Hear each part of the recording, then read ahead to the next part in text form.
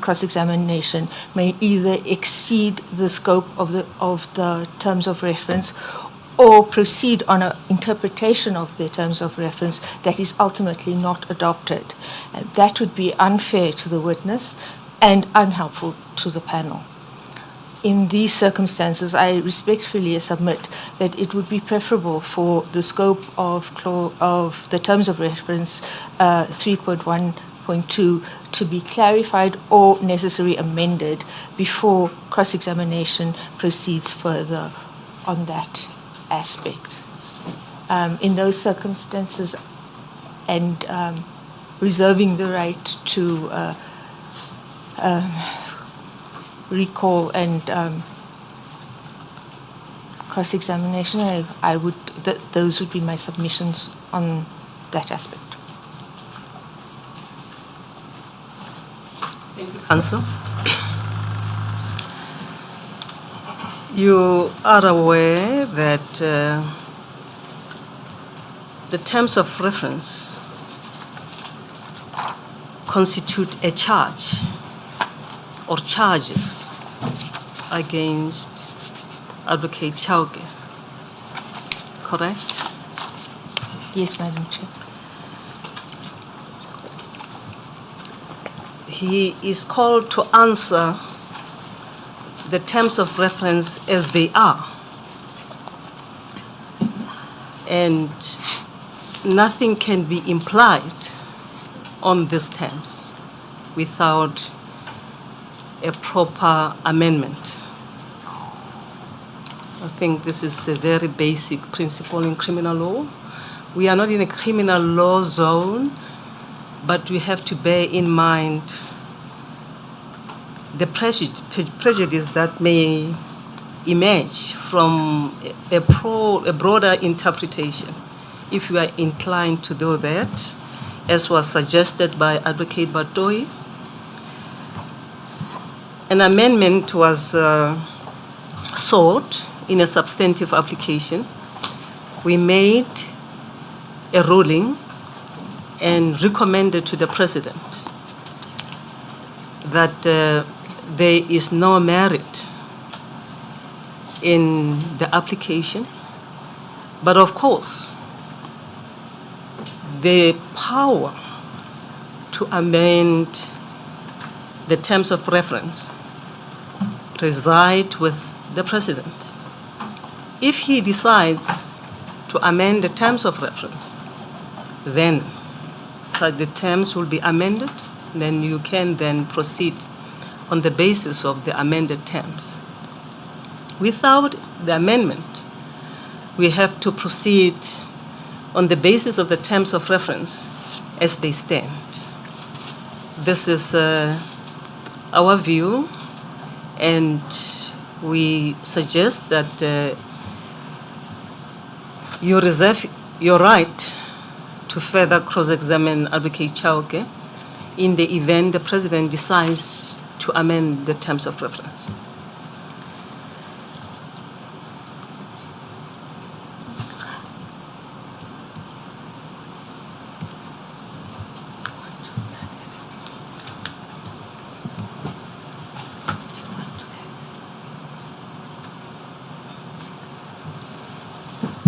My sister, I would like to verify one aspect with you.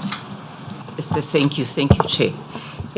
Advocate Mayet, when you addressed us about this, you also mentioned that acting on the advice of the panel, amongst others, you have decided to maybe take the step that you are taking. What is it correct, or I have misunderstood? I must apologize. I used the incorrect term. Yeah. I did not mean acting on the. I meant as arising of as a result of the questions that were posed to me yesterday. You will recall that the judge advised me to to traverse the transcripts and to highlight the portions, specifically where Advocate Batoyi makes these material concessions regarding the interpretation. I was simply referring to that. Okay, when you said advice, you did not mean that you have been advised by us. The advice was for you to look at the record, satisfy yourself on what steps to take in regard the facts that are already before the record. So are you saying you have satisfied yourself and you have then opted to take the option that you are now exercising? Indeed. Thank you. Thank you, Chair. Yes, the further aspect, thank you. The further aspect relates to 3.2.2.3. You would have read the transcript. My sister is helpful in that regard.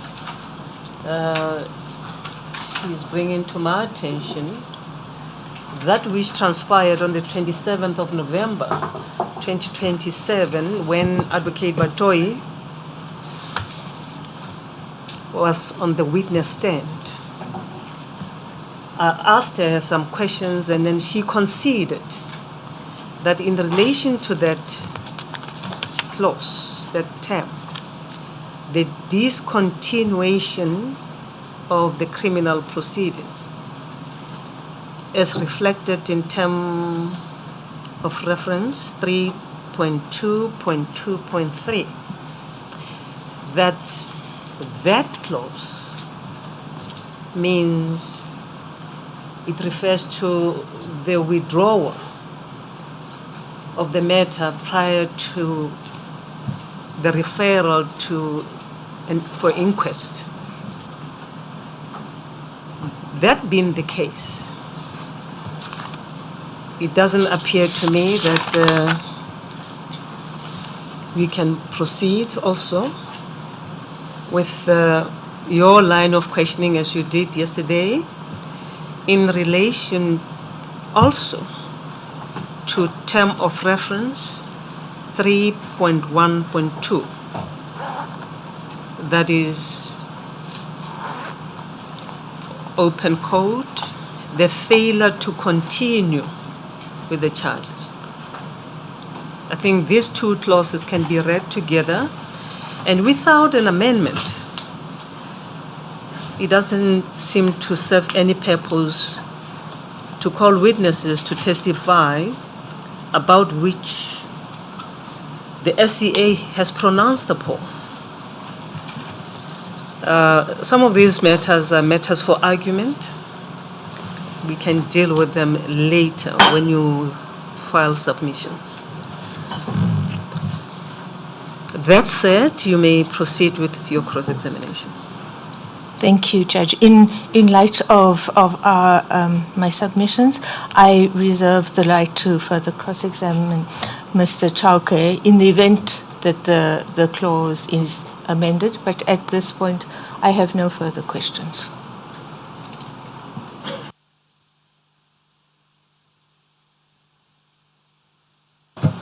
Yes, thank you, Counsel. Advocate Koitobi, re-examination. Madam Chair, I'm not sure what the plan of the evidence leaders is because Mr. Mhlamunyane had stood down yesterday to work out whether he wants to put any further points on the questions that arose at the end of his cross-examination yesterday. But I don't see that he is in the room at the moment. But if there's nothing further, I'm happy to re-examine. So let us wait for Advocate Mhlamunyane. Advocate Mtsweni, do you have an idea? Madam Chair, if I could just clarify, he is available. If we could just take a 5-minute adjournment to rearrange seating. He will. Well, we cannot take an adjournment because I cannot walk up and about. If I could just the strain on my leg. We will sit here and wait to adjourn at an appropriate moment for tea. For now, send someone to call Advocate Mutlamunyan, because he had the afternoon and the evening. We should be here to proceed with that aspect of cross-examination.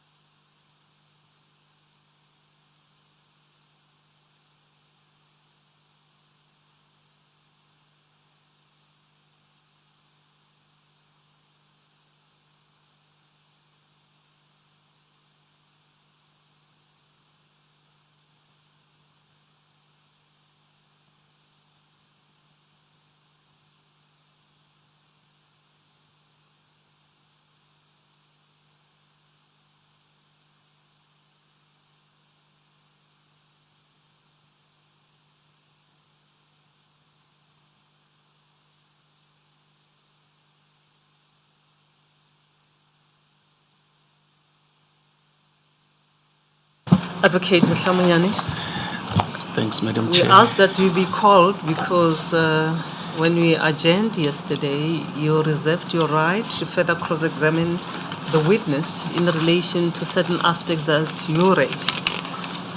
Advocate Mayet has completed her cross-examination, also conditionally, and it is your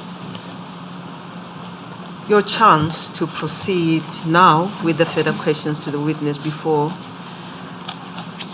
Advocate Nkabinde re-examine the witness. Thank you, Madam Chair. Mind us just to recap on which aspect you had to be given a chance to reflect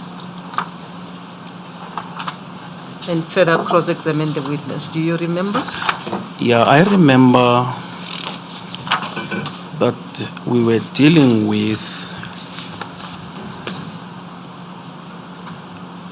signatures that were appended, documents that where some of them were signed by Advocate Chauke, and then it emerged that the issue was extensively dealt with during cross-examination of Advocate Maema by Advocate Mtsweni, and Madam Chair urged me to read the record.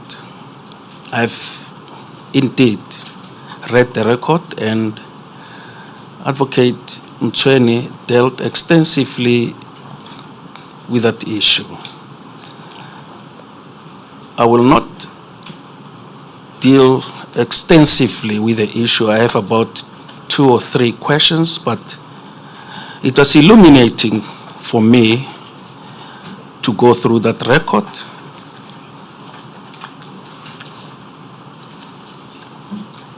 There is one aspect that I picked up,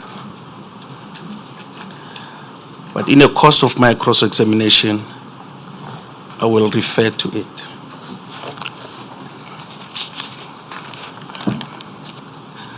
And Madam Chair indicated to me that we should show where Advocate Chauke has taken a prosecutorial decision. Now, let me begin by referring you, Advocate Chauke. Good morning. Advocate Chauke. Morning, sir. In other words, demonstrate to us on this record the evidence that shows that Advocate Chauke took a prosecutorial decision. Remember, and I must emphasize that, remember this is a racketeering issue, which is a matter of legislation.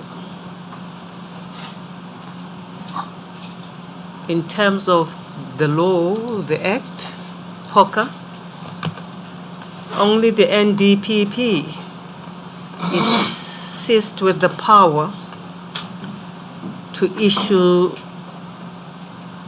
certain decisions regarding to racketeering. So bear that in mind when you point to that evidence regarding the prosecutorial decisions insofar as Katomena is concerned. Thank you, Madam Chair. I will bear that in mind. Let me begin, Advocate Chauke, to refer you to Bundle LO3, and the page is 00866.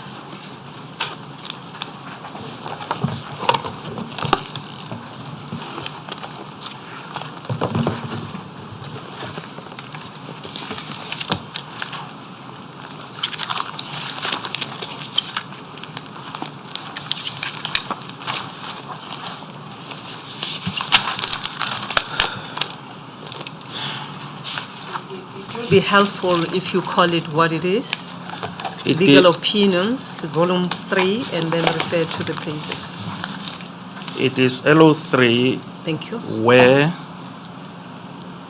Advocate Jiba's answering affidavit appears. It starts there. In the matter of the General Counsel of the Bar of South Africa, this is Advocate Jiba and others.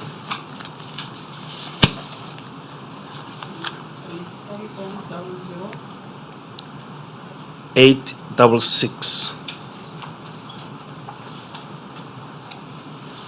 This was a matter in which the GCP was applying for the striking off of Advocate Jiba's name from the roll of advocates.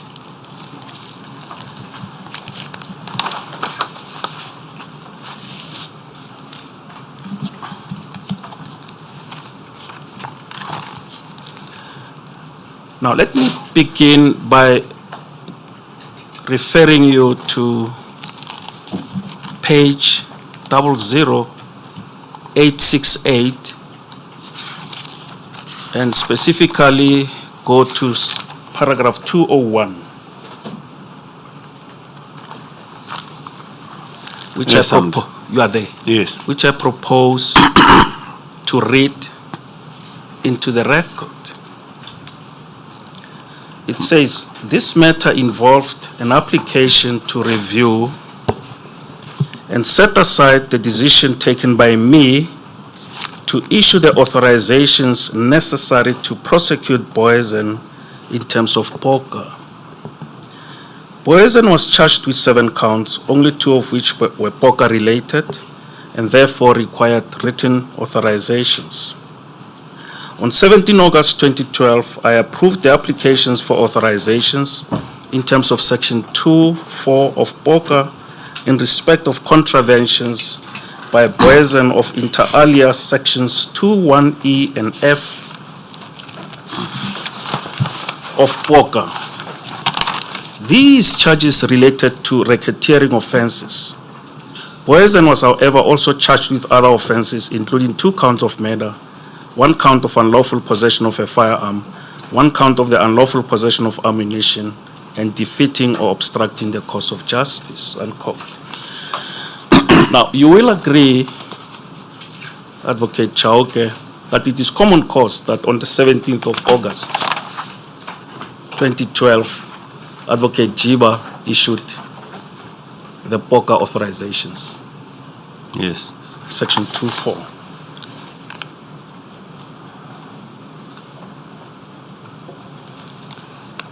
Now go to paragraph 210, which you'll find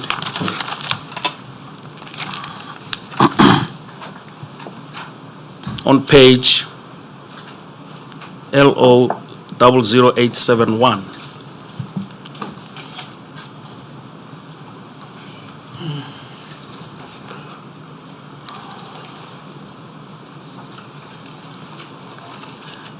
This paragraph is already on record. It was read into the record during the testimony of Advocate Patohi, but I propose that for purposes of completeness to read it again into the record so that we can put it into its proper context.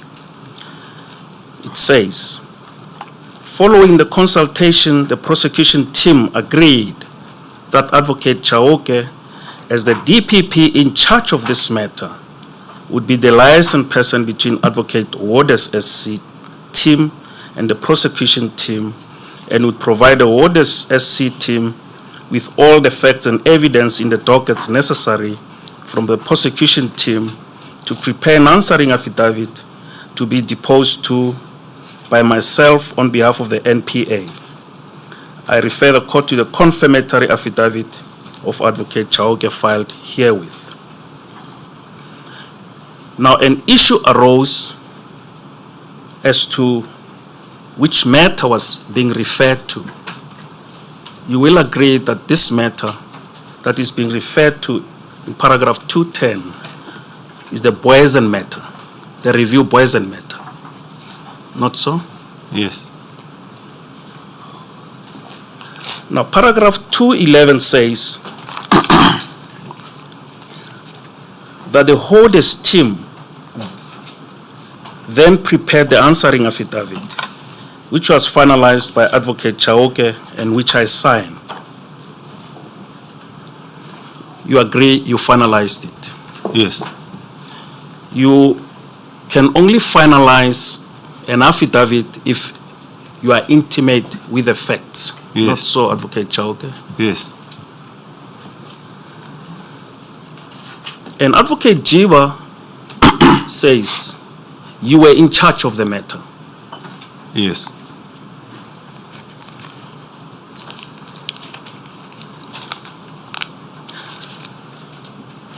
And read that sentence further. Don't just focus on the words. Read it in the context in which it is. Paragraph 211. Yeah, 210. 210. Because you say, Advocate Chauke, according to Advocate Jiba, was in charge of the matter.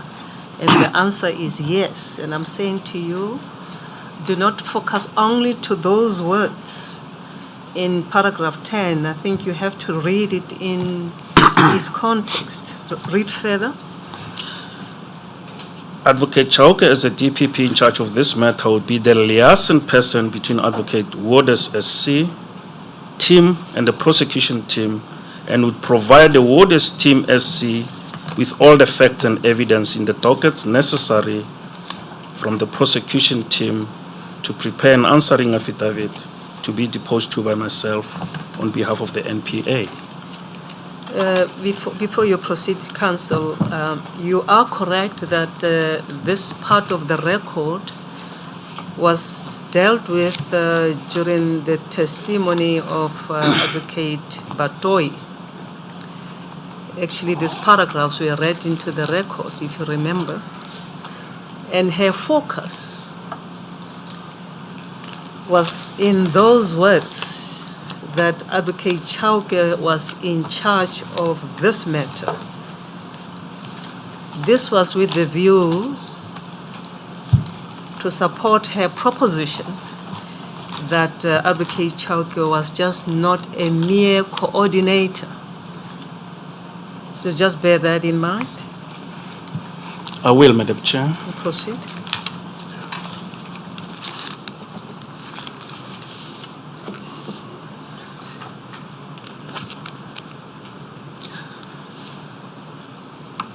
Go to LO2, Advocate Chauke. Bundle LO2.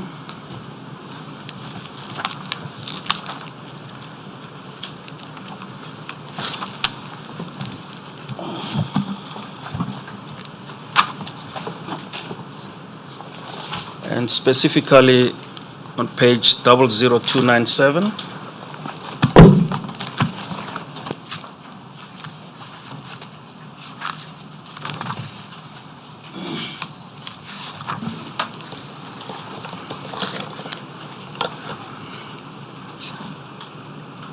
This is an application for a POCA certificate.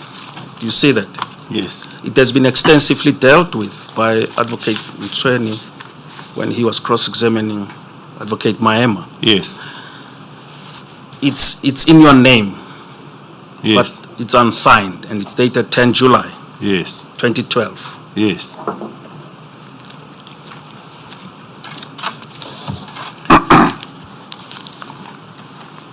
And it says here in paragraph 2, I've perused the documents and recommend the application.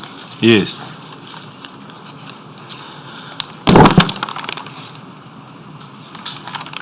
And it was prepared according to Advocate Maema by Advocate Maema. Yes.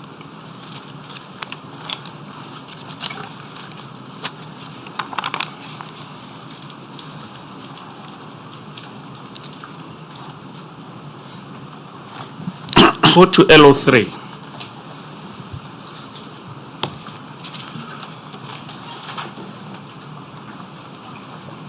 Councillor, I don't want to interrupt you, but I need to understand whether you are connecting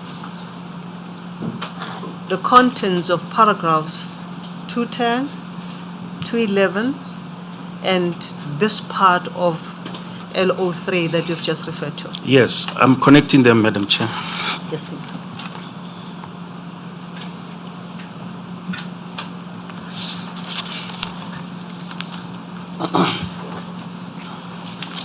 And in LO3 00297, you referred the witness to paragraph 2 Yes, paragraph 2, Madam Chair. only. Only.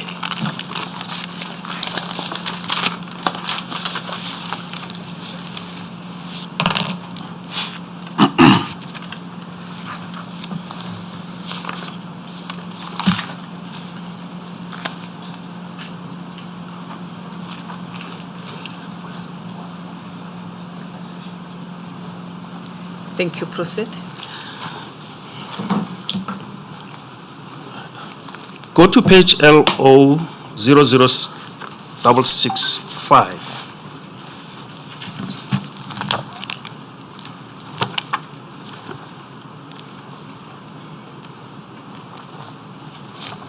Where you will, are you there? Yes.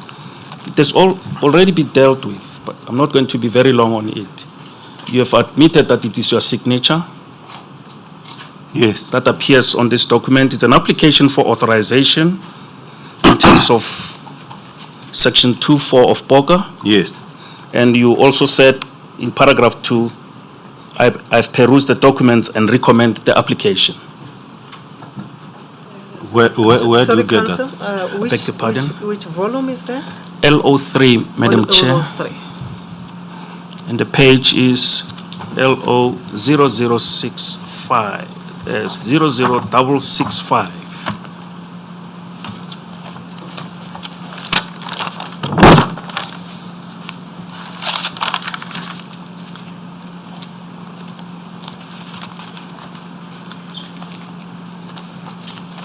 Yes, thank you.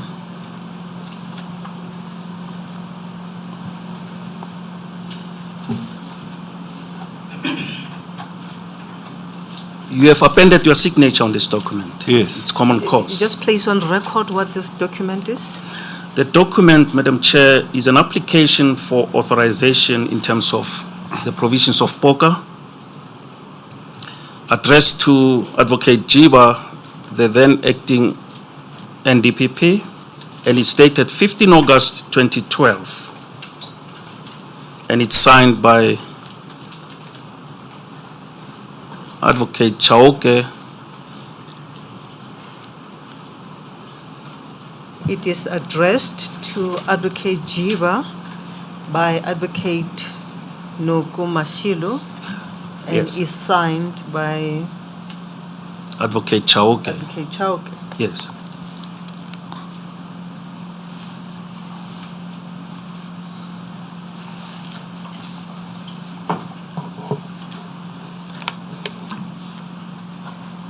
Thank you. Proceed. You agree that an application in terms of these provisions of POCA is a prosecutorial decision. Yes. By signing on this document, you are taking a prosecutorial decision. No. I was signing on behalf of NOC. That's what we are missing to understand. It's there. And this letter is from Advocate Noko to Jiba, not from me. I don't know where you get that.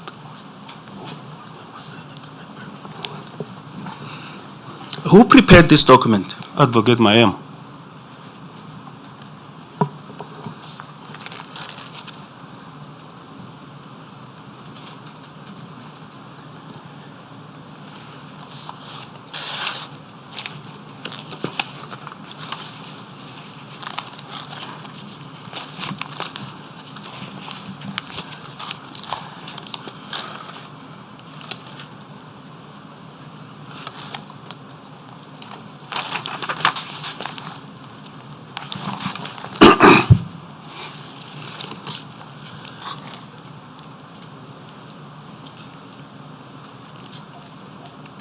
Right.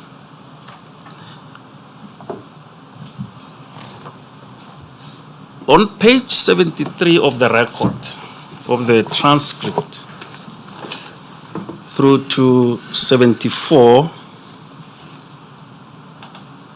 Advocate Maema was asked,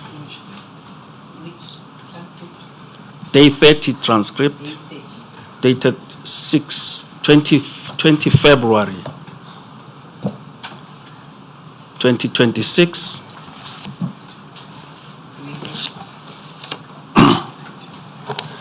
I've asked that they make copies for me, but I don't have it right here.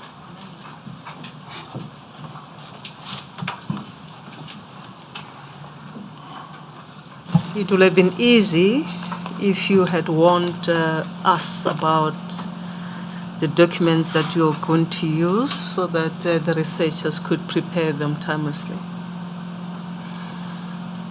Counsel. I apologize for that. I asked the ITs to print it for me, but they delayed again. But it's page 73 through to 74. But you have your junior behind you. Why can't they prepare these documents?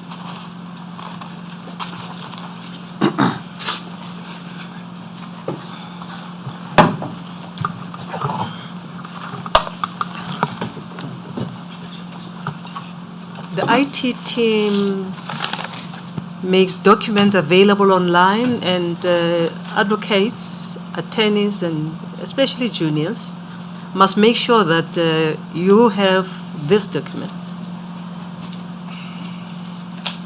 And at the very least, even if you are not given the documents, our researchers must be told what is it that you plan to use so that we can get those documents timelessly.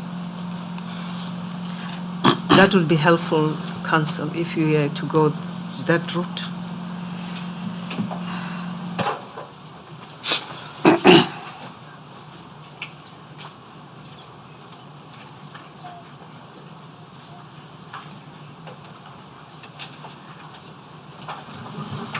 If you allow me, Madam Chair, before we proceed any further, I just want to ask Advocate Chauke. Before you ask Advocate Chauke, Advocate Lekgetho should sit next to you. She's NPA, she should assist you.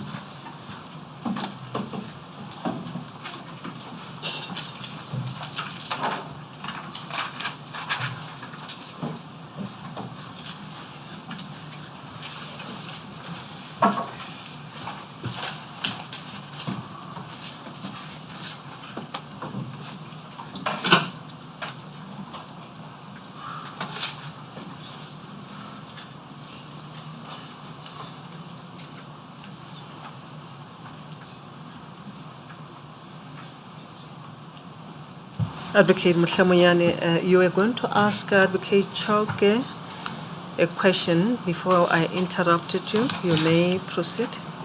Yeah, Advocate Chauke, whilst you are still on this document, the application, the POCA application, did you ask permission from Advocate Nogo before you could sign it as a DPP, as the acting DPP in KZN? No. Now, the record on page 73, the transcript is dated 20 February 2026, Madam Chair, where Advocate Mtweni was asking Advocate Maema, was cross-examining Advocate Maema, and he was referred to a centralization application. I'll come to it, Advocate Chauke. The record here, if I may, on page 73,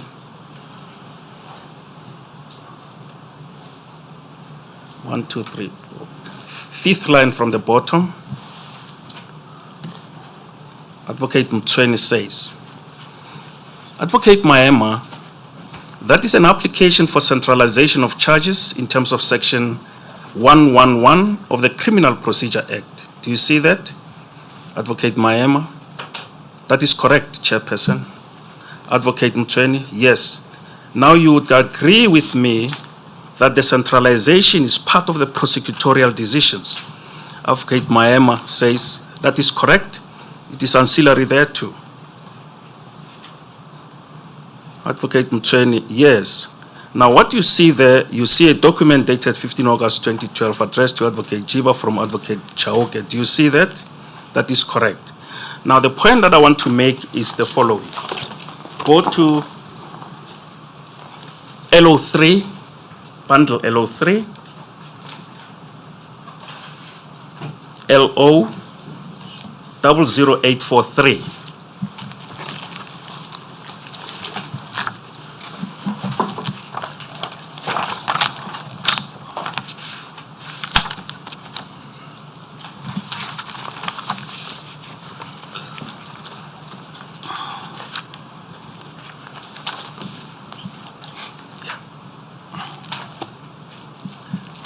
Are you there, Advocate Chauke? Yes. Madam Chair, are you? Give me a second. Thank you.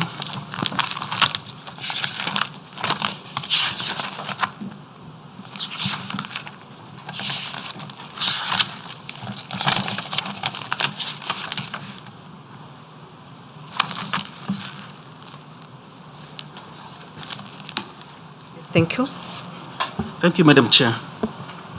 The document is addressed to Advocate and JIBA, the ANDPP, then stated, it's from yourself, Advocate Chauke. It's dated 15 August 2012, where you were making an application for centralization of charges in terms of Section 111 of Act 51 of 1977 in the State versus Boysen, Johan Vessel, and 4 others in the Rustenburg case. Yes. You remember the Rustenburg case, 1099 of 2009. Yes.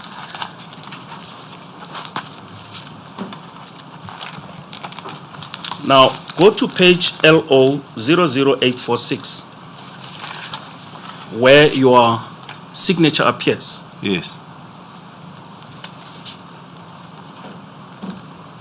You'll agree, therefore, that you were taking a prosecutorial decision. Yes. I have no further questions. Madam Chair. The problem with that is that you did not read the record further, because this was dealt with that was a mistake. You see that it's the Director of Public Prosecutions, South Gauteng, when it was supposed, the application was supposed to be made by the Director of Public Prosecutions, DPP, KZN. So obviously, you have not gone through the record to find the explanation as to the reason and what happened thereafter. But thank you for your concern. Where does that appear in the record, in the transcript?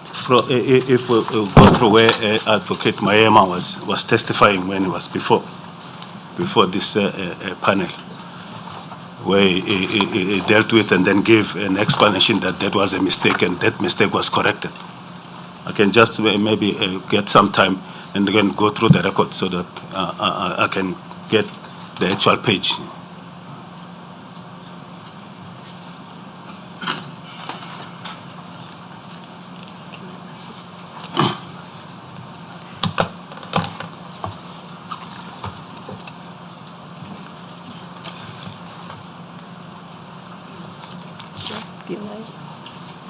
Yes, of course. Advocate Chauke, I understand that this is heavy on you because it is your career and profession on the line. But let's try to deal with this, and I know I'm asking a tall ask. Let's try to deal with this with very calm spirits. No, thank you, Chair. I understand. I want to assist on the point that you were making. That Advocate Mhlaminyane, you referred to LO 3 00843. Yes, Madam. Yes, and that is the document that is written under the hand of Advocate Chauke. That is correct. Which was later, as Advocate Mayema testified, he indicated that it was a mistake which was picked up by the prosecution team. And if you go to the same LO3 at LO 00856, you will find exactly the same document, but this time under the hand of the Director of Public Prosecution, KwaZulu-Natal Division, and signed at page 00859. It has a name M. Nukumashilo, but it's signed PP Mayema. And I think during Advocate Mayema's testimony, he explained the mistake, and that I think that is what Advocate Chauke was trying to indicate to you. Thank you. I'll take that. Thank you, Madam Baloimere.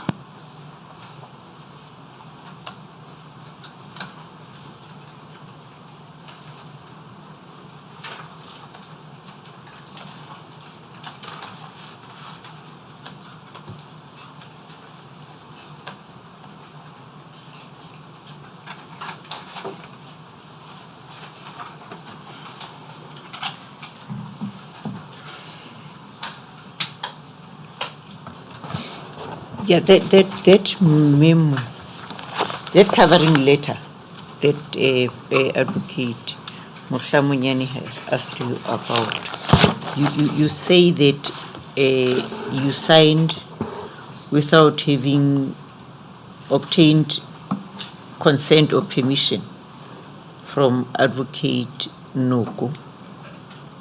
I discussed that with Advocate Mayema, and he said he arranged with Advocate Noko that I should PP sign that application. Okay. So I did not tell Noko to say, no, look, here is Mayema, this is what I should do. That's what I'm referring to. Yes, so you arranged, or you took Advocate Mayema's word that he had discussed with Advocate Noku, and you could then go ahead and sign the document. Indeed, Chair. Thank you, Chair.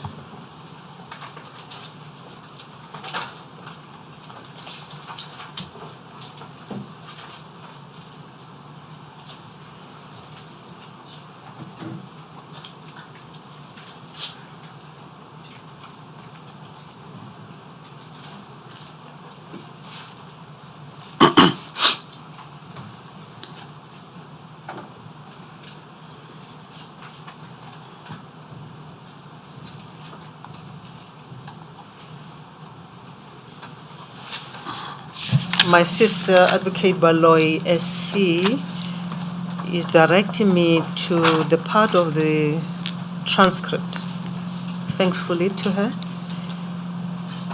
page 89. That deals with that application by Advocate Noko, referred to at LO 00856. You see that, Advocate Mutamunyani? Yes, I see that, Madam Chair. Do you have the transcript? Yes, it's before me. Yes, do you have page 89? It's in front of me, yes. Do you see what transpired during the testimony of Mr. Mayema in relation to this application by Advocate Noko? I see that. It was a similar application to that which was made by earlier on, signed by Advocate Chauke. I see that.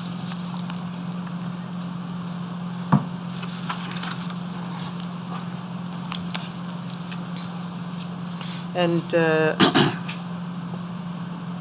Advocate Mtsweni there, the bottom of that page.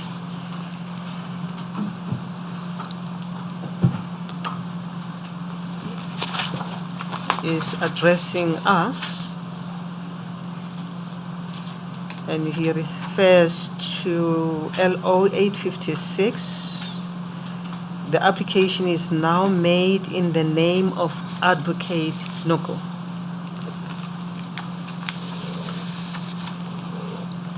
Then Acting Director of Public Prosecution, KZN, do you see that? Yes, I see that, Madam Chair. And Advocate Mayema agrees.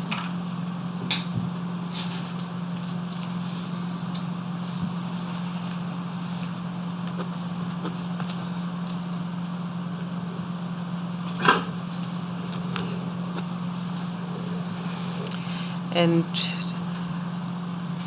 midway that page 90, Advocate Mtsweni, yes. Now, the fact that you now decided to make an application in Advocate Noko's name, could that be an acceptance that the application should not and could not have been made in under Advocate Chauke's name?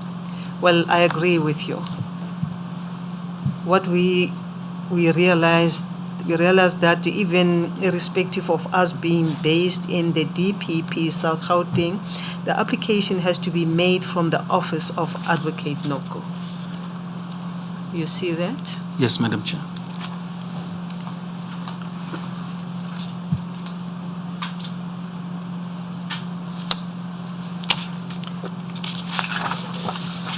You can proceed.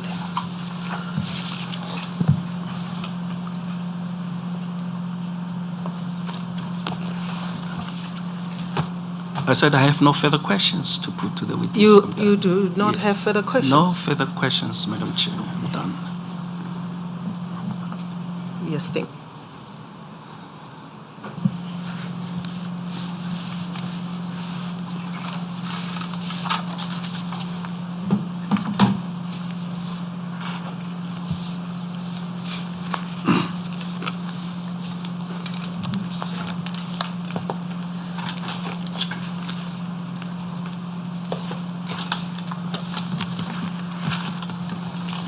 Should I understand your response to be an acceptance that although Advocate Chauke says that his signing of the decentralization application signaled that he took a prosecutorial decision, but then he corrects that and says that was a mistake, and that mistake was corrected by Mr. Maema in his testimony. Meaning, if I'm correct, he did not make a prosecutorial decision. That which he did was an error. I cannot quarrel with that. You It's cannot on quarrel, record. you yes. cannot quarrel with that. Yes, it's on record.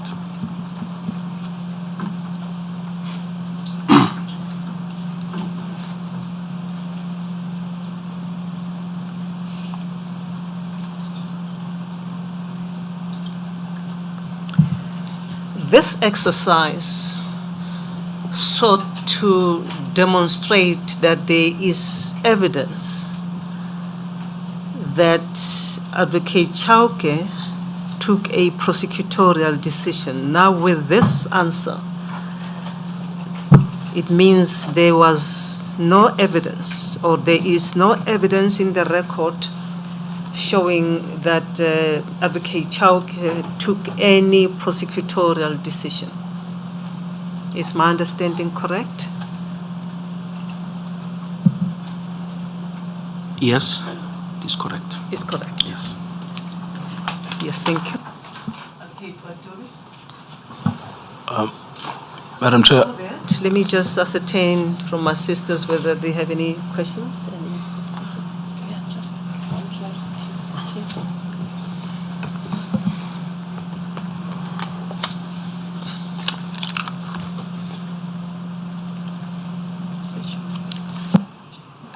Advocate Nkabinde, I understand you conceding with the last question, but I wanted to check because you referred us to a number of documents. You referred us to LO3 page, LO00869, paragraph 201, and then LO3 paragraph, page 00871, paragraphs 210 to 211. And I think when you came to the third one, which was LO2 at page 00297, the chair asked you if you were going to link all those paragraphs. Now, and then you further referred us to LO3 at page 00655, which is an application for authorization at paragraph 2, where Advocate Chauke said, I've read and agree with this application. Are you saying, should I understand that you were going to link all these paragraphs together with LO3 at 843, the centralization application, to show that Advocate Chauke took a prosecutorial decision, and therefore, once this last one fell away, they all fell away, or you still maintain that this other 4 instances that you referred us to shows that he took a prosecutorial decision? Yes, I persist that on these other ones, especially on the 15 August 2012, he took a prosecutorial decision by appending his signature here. And that can be a subject of submissions at the end of the inquiry. Remind me, the 15th of August 2012, that Double- would be double- LO3 665. 665, the application for authorization. Yes. Okay. Thank you.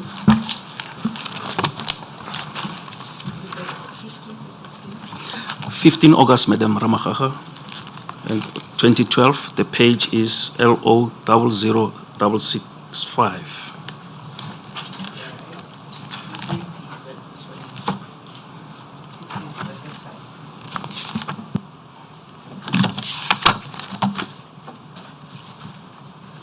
Thank you.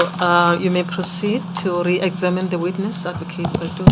Thank you, Madam Chair. Perhaps, Mr. Chauke, we should start with the last part that Advocate Baloymere SC has dealt with.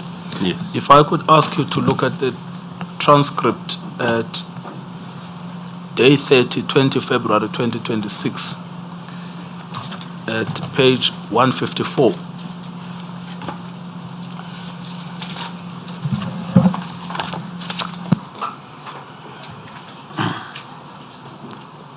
Where's my mouse? Recording. Because I'm at 106.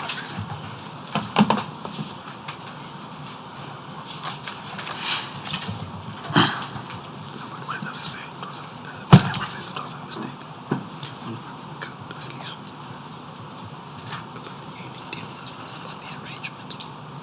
Yes, Chair, I'm there. Yes. So if you go to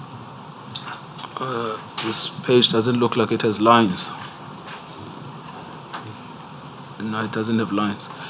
But it is the portion where Advocate Mtsweni reads the email of the 15th of August 2012. Can you see that towards the bottom of the page? Yes, I see that, Chair. It says, if you read the email in the middle there, where I think it is from Advocate Silo Mayema, dated 15 August 2012, where the second paragraph on this email, the last sentence says, I've done the prosecution memo on the KZN letterhead, although our DPP will sign as arranged with acting DPP KZN. Now, can you just comment on that, where Advocate Mayema on email already said he did the prosecution memo and it would be signed by the DPP, our DPP, as arranged with the acting DPP KZN? Yes, that's what I was referring to exactly, that there was an arrangement with the Advocate Noko that I will sign on her behalf when that application is being submitted to National Office. Yes, but that was, according to this, not an arrangement made by yourself. It was an arrangement made by Advocate Mayema. Indeed. So is that what you meant when you said, actually, this was clarified in the evidence of Mr. Mayema? Indeed, Chair. Yes. And then later on, if you go to page of the same transcript, 156, Mr. Mtsweni comes back to this topic.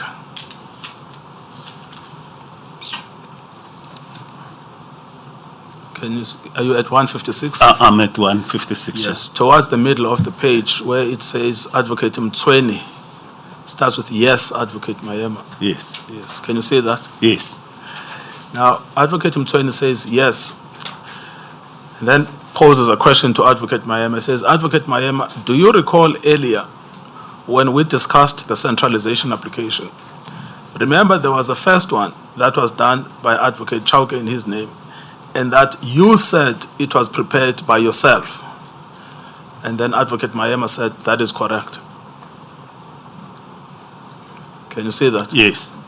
So the cross-examination on this was clear that Advocate Mtsweni accepted that the evidence of Mr. Mayema was that he had prepared the centralization application himself. Yes. And then, if you look at what it says thereafter, it says, but it was signed by Advocate Chauke. And then Mr. Mayema says yes.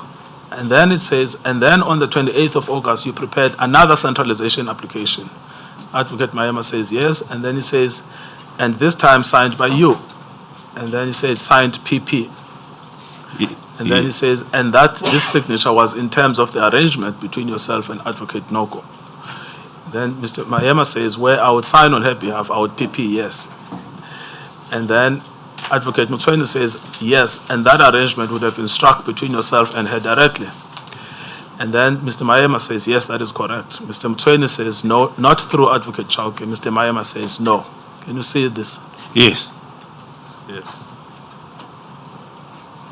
Then Mr. Mtweni continues, yes, and I take it the same as the POCA authorization of the 15th of August, where you said there was an arrangement that Advocate Chauke would sign on Advocate Noko's behalf. Yes, that arrangement was done with Advocate Noko. Mr. Mtweni and yourself. Mr. Mayema, yes. Mr. Mtweni directly. Mr. Mayema, that is correct. Mr. Mtweni, without Advocate Chauke's involvement. And then intervention, rather, it says, I would have accepted that the two DPPs would have spoken. Mr. Mtweni, but I mean, when you spoke to Advocate Noko, did you speak to her through Advocate Chauke, Advocate Mayema? No. You spoke to her directly, Advocate Mayema, directly, yes. I mean, can this ever be doubtful? Not at all. Yes. So this is what you were protesting when you said, read the rest of the transcript. Exactly. That's what I was referring to Mr. Mhlamunyana to.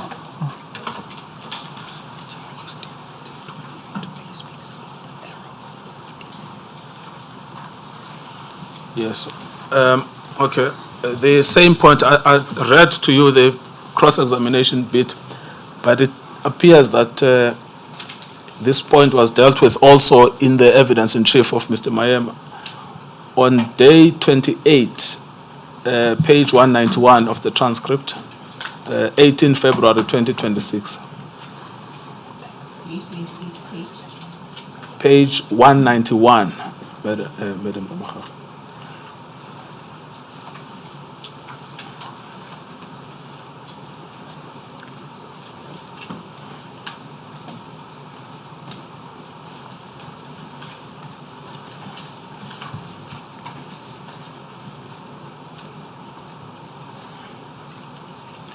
Yes, so if you start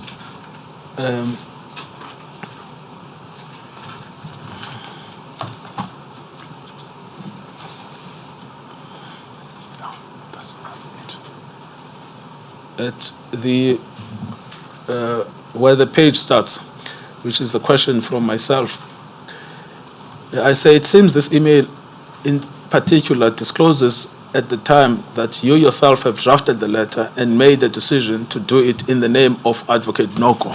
So that's why I say to him, the email shows that he made the decision to do it in the name of Advocate Noko. That is Advocate Mayema. Yes. Correct. And then Advocate Mayema then responds, he says, that is correct. Yes. Yes. And then I say, and that Advocate Chauke would sign as arranged. And Advocate Mayema says, yes. Yes. Advocate Nkabinde, I Yes. try to keep up, but I'm lost. Oh, sorry, left Madam me Palomena. behind. It's 191. 191. Yes. Sorry, I think I'm now also getting lost. Okay. 191. So it's day 28 on the 18th of February 2026.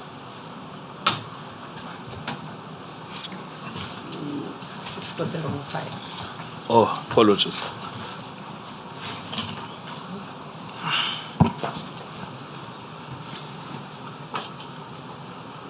We don't have those files with us. They're still Oh. just going. I say, I apologize. You can proceed nonetheless Oh, and I just see. refer us to the relevant pages of the transcript. Yes. We will check. Thank you, Madam Chair. So we are at page 191, day 28. The date is the 18th of February 2026. It's the evidence in chief of Mr. Mayema. So we've already referred to the first 4 paragraphs.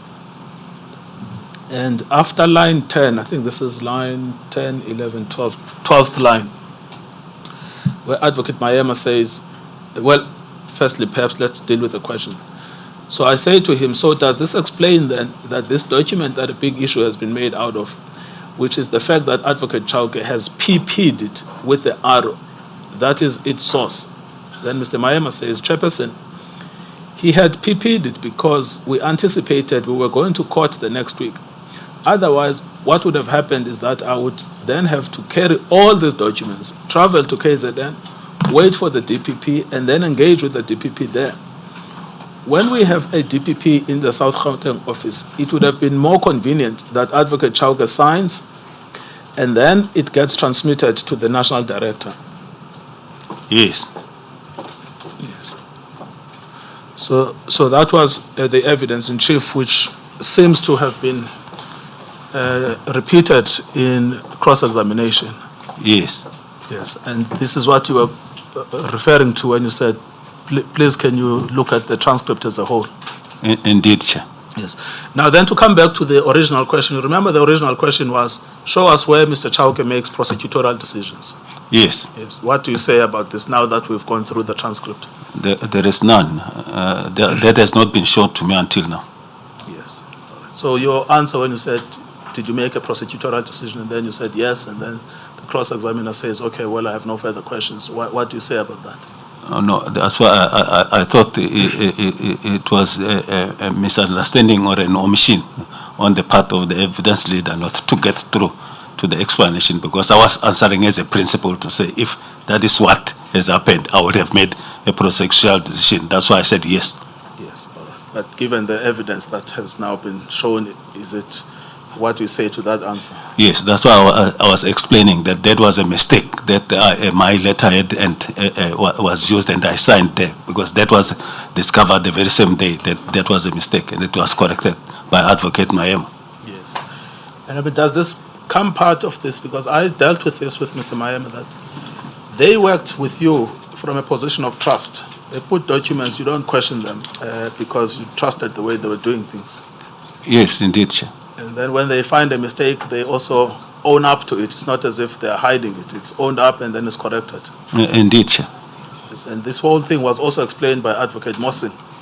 Yes, from the records. From the record, yes. And ironically, it's once you explain that this is a mistake, and like you accept that it's accepted that people do make mistakes, and I'm also susceptible to that, to making mistakes. Yes. In the course. No, that's fine, no problem. Thank you. Then there was... But on this point, Councillor, suppose the matter has been brought to rest by Advocate Mhlamunyane's acceptance that there is no evidence that shows that you took a... Because that was the key question. And finally, after this clarification, reading the transcript, Advocate Mhlamunyane accepts that other than what he thought constituted a prosecutorial decision, there is none. Yes, Chair. Thank you. Yes, thank you, Madam Chair. I'm not following this line any further. There was an issue on the matter of Mr. Mdluli. Just one issue around the question whether it seems that the evidence leaders accept the binding force of the SCA decision, not that they had an option. But it does seem that Advocate Batoyi did not, from the transcript. Yes. I just want to refer you to certain portions, which is why we ended up where we are, where the panel is being asked to second guess the SCA. So if we start at day 9 of the transcript, page 37.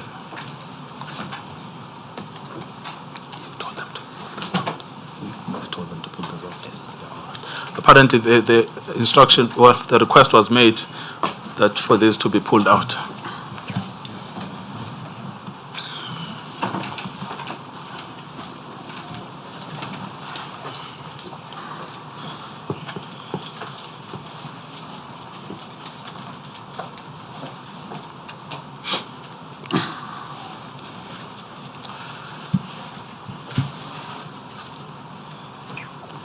Yes. So if we go to the, we are at page 37, at day 9, at should be the 19th line. Can you see that? Yes, the one that starts so here we. Yes. So this is Advocate Batoy's, and the only point I'm pursuing with you is to show that the reason we ended up where we are is because Advocate Batoy refused to accept the binding force of the SCA judgment. Yes. And that was all in line with her position that the charge refers to the pre-inquest Yes. decisions, which was abundantly clear in the cross-examination. Now she says here, so the NPA appeals the matter and we now turn on to the Supreme Court of Appeal judgment. In this regard, Chairperson, I mentioned that Advocate Chauke has often mentioned, and I think it was mentioned by counsel at the opening, she's talking about me, that the Supreme Court of Appeal decision vindicated him. Just correct. Yes. Yes. And then it seems to go a little bit off script there. That way it stops.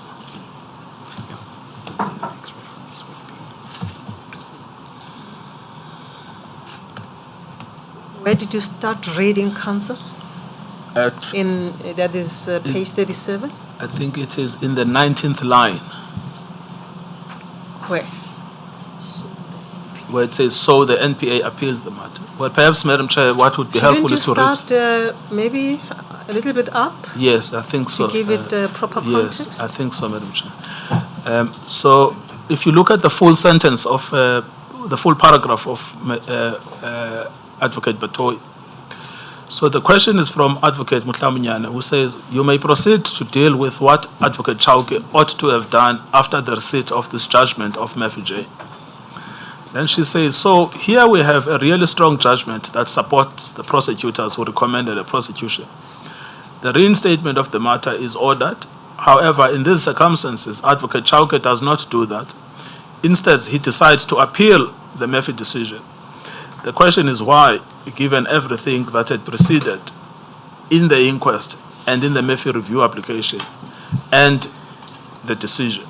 Now, you explained that the appeal decision was the NTPP's decision, not you.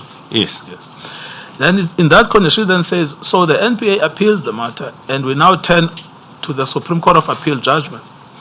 In this regard, Chairperson, I mentioned that Advocate Chauke has often mentioned, and I think it was mentioned by counsel at the opening, that the Supreme Court of Appeal decision vindicated him.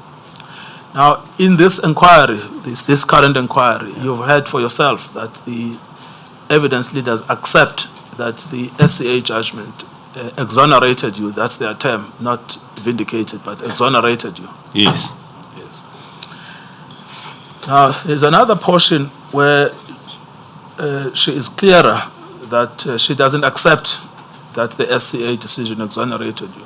So that appears at page 105. What day is it? The same day. Also on the 19th line.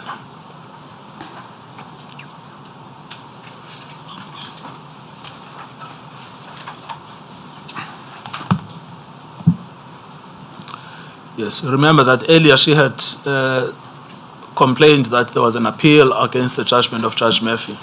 Yes. So if you look at after the 10th line, where Advocate Mabula SC speaks, can you see that? Yes, that now at the back. Yes, exactly. Yes. Now, Advocate Mabula SC says, now at the back of your answer and the reasons that you have given, what do you make of the fact that the SCA then overturned that decision of Murphy J? And Advocate Batoy responds, the SCA may have overturned it, but as I explained earlier, it was critical of Advocate Chauke's conduct in this matter. And in fact, the SCA was also very critical and dealt with the inquest magistrate's findings and seemed to have suggested that Advocate Chauke should have done things differently at that stage of the proceedings. So it does not exonerate him. It certainly deals with his conduct in a critical way. Now, this is the whole point, that So for the first time today, we have an admission that the SCA decision has exonerated you. But the problem was their witness who refused to accept the binding force of the SCA judgment. Yes. And then Advocate Baloyi Mere continues, which is now day 9, 27 November 2025, the following page, where she says, but that is not part of the order. We as lawyers know that judges will tell us whatever they tell us, give us guidance, but at the end of the day, it is the order that one has to comply with. What matters? We have the order. Then Advocate Batoyi says the order matters. And Advocate Baloyi Mere continues, that is what I'm asking. That is at the back of your answer and your response. Consider the judgment and the order. What do you make of that? Are you still maintaining that the Murphy judgment should not have been appealed? And then she says, yes, I am. And then Advocate Baloyi Mere says, thank you. This is the whole problem, that the NDPP refuses to accept the binding force of the SCA judgment. She is holding on to the Murphy J judgment. Yes, because it suits her narrative. No, we'll deal with that later, but I'm just dealing with the facts now. Yes. And then the final one is day 11 at page 95.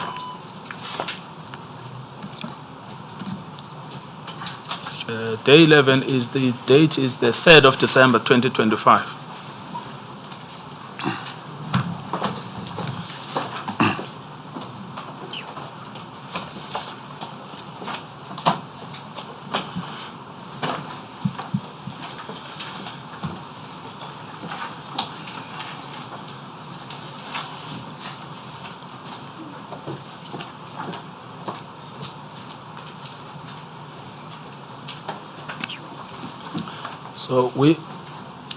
So we looked at the exchange with Advocate Baloyi Mere earlier, I think on day 9, and then this topic is then revisited on day 11 by the chairperson. Yes. So if you look at just below line 10, so it's the 11th line, where the chairperson says, just one last aspect, I hear you that as regards the Mdluli matter, you still needed some more information, and you were satisfied as regards the Keto Manu matter, that the matter had to be referred. Then the chair continues, the Mdluli matter, and please correct me if I am missing something. The SCA, the judgment of Judge Brandt, dealt with the Mdluli matter and in my view closed the chapter. Now that view of closing the chapter is actually the view that is shared by Advocate Mayet. Yes. Meaning that as I understand the judgment, all that needed to be done following the inquest was for the matter to be re-enrolled or for the withdrawn charges to be reinstituted. Am I correct? Just on the reading of the judgment, which judgment seems to absolve Advocate Chauke. Even that question of absolving is also shared now by Advocate Mayet. Yes. And the question of reinstitution is no longer within your hands. Yes. It's now with the NDPP. Mr. Ngasan. Yes. Then she then responds, Advocate Batoyi, she says, Chairperson, I want to refer to, I did deal with this matter earlier. She's talking about that exchange with Advocate Baloyi Mere. Yeah. I want to refer to my notes on this, but my understanding at a very high level of the Brandt judgment is that it did not absolve Advocate Chauke. I do not mean to be disrespectful. I'm trying to find my notes as I speak. You see. So that's the... Then later on, perhaps let's just read everything. Then the chairperson says, I'm going to request that we park it here. Let us flag that point. All of us will look at that judgment again and then deal with this aspect because it troubles me. Advocate Batoyi, it is important, yes, the chairperson, and the reason why it troubles me is because an appellate court has pronounced on a matter and we seem to go against that decision. I just want to understand in respect of which aspects of the judgment did the SCA get it wrong. Then she says, Chairperson, we're not saying the SCA got it wrong. Well, you said earlier that you did not agree with certain parts of the SCA judgment earlier. Then Advocate Batoyi, Chairperson, what I mean to say is that we agree with the SCA judgment, but we do not agree that it absolves Advocate Chauke's conduct. Now, see, on this, I just cannot understand how a senior advocate when a judgment of the SCA looks specifically at your conduct in relation to withdrawing and referring to an inquest and says we do not find anything irrational about this decision, how it can be said that's not an absolution? It's very unfortunate. Yes. Then Chairperson continues, that is my reading of the judgment. The SCA did not say I absolve Chauke. The SCA spoke of the conduct of Mr. Chauke or Advocate Chauke not being irrational, if I may use the legal terminology. If his conduct was not irrational, what does it do? It absolves him, in my understanding of the law. Now I want to understand what is it that the SCA, which disfavored, if I may use the terminology, disfavored Advocate Chauke. When we reconvene, before we all forget, let us look at that judgment and maybe you can assist me in that regard concerning the Ramokibe matter. Then she says, I will do so, Chairperson. That is an important aspect. Yes. So it seems this is the whole problem that underlied the referral of the Mdluli case, despite the SCA, simply because Advocate Patoi did not agree with the effect of the SCA judgment. On the advice of the legal opinion that you obtained after everything is said and done. Yes, we know that line comes from the opinion of Advocate Hali. Yes. Yes, it's just repeated by Advocate Patoi. Yes. But today that has changed. Everyone accepts that the SCA, the effect of the SCA's judgment is that you can't be charged for withdrawing the charges and referring them to an inquest. Indeed, it's just unfortunate that a senior counsel would have just misled Advocate Patoi in that score. Well, Mr. Chauke, we've done so well so far without It is not, attacking. I beg your pardon, Counsel Advocate Chauke. I do not think it is fair to Advocate Hali to say that it is not fair that the senior counsel would mislead Advocate Patoi. I apologize. Advocate Patoi is similarly an officer of the court. She's an advocate, and I think an advocate of a long-term standing. She has been an advocate for a long time. So it is not fair to attribute a blame entirely to an advocate who prepares an opinion. I accept that, Counsel Chair. Because she ought to have read the SCA judgment. As you can see in the transcript, we adjourned and said, let's go back and read this judgment again because it troubles me that you take such a view that the SCA got it wrong or did not absolve Advocate Chauke. So she ought to have read the judgment herself, even before the opinion of Advocate Hali, not so. Indeed, Chair. Thank you. Proceed. Thank you. Do you want to withdraw the word misleading? Indeed, that's why I was apologizing. I'm saying I'm withdrawing that reference. Yes, no, thank you. Thank you very much. Now, then, there's just one aspect on the matter of K2 You know, do you still have the terms of reference with you? Yes. Yes. Now, the chairperson has said that the terms of reference would constitute a charge sheet, to use colloquialism. Yes. Now, we went through this in detail with you in evidence in chief, from 3.1.1 up to 3.1.1.5. It's just to ask really if there is anywhere here where there is a reference to you having made prosecutorial decisions. Not that I'm aware of. Yes, okay. It talks about supporting a decision.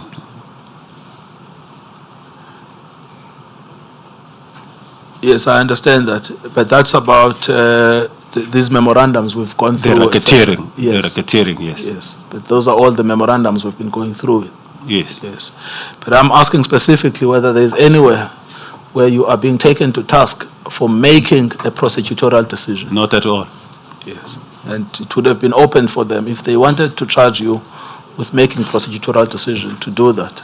I think so. It's obvious for me in that regard. And that's why they've been asking for an amendment to the charges. It's unclear to me how the charges will be amended after the accused has pleaded.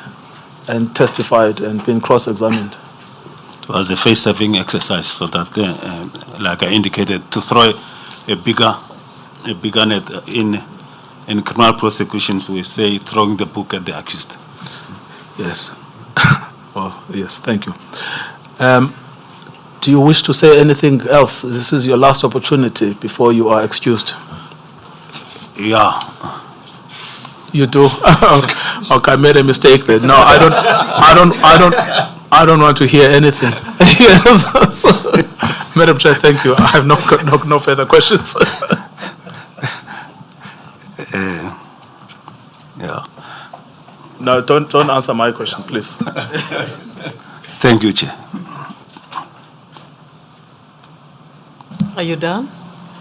Yes.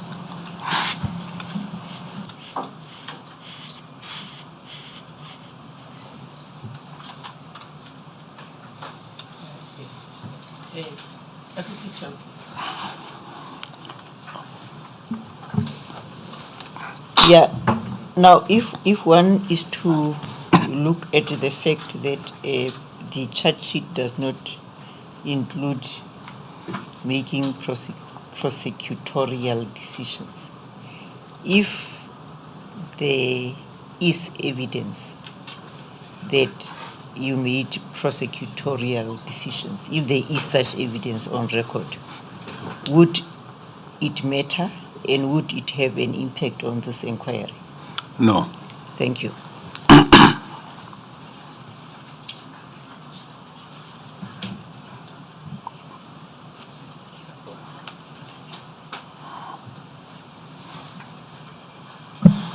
I suppose there is nothing that arose in the re-examination that was new that you would wish to revisit, Advocate Motlamuyane?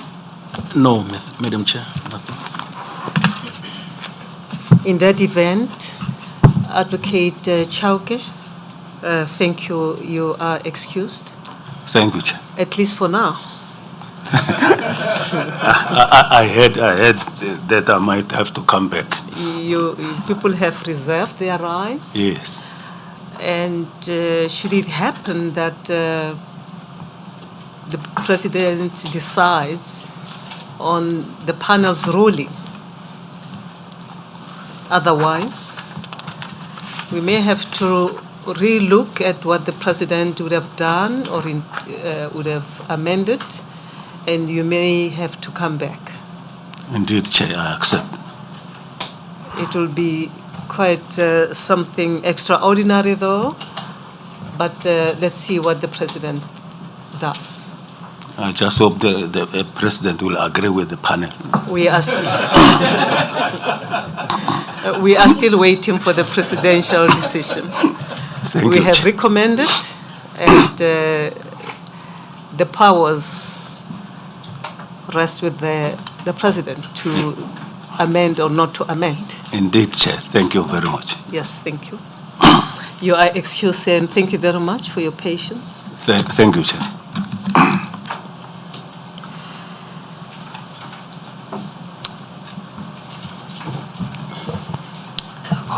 On housekeeping matters, before we adjourn for tea, Advocate Goitobi.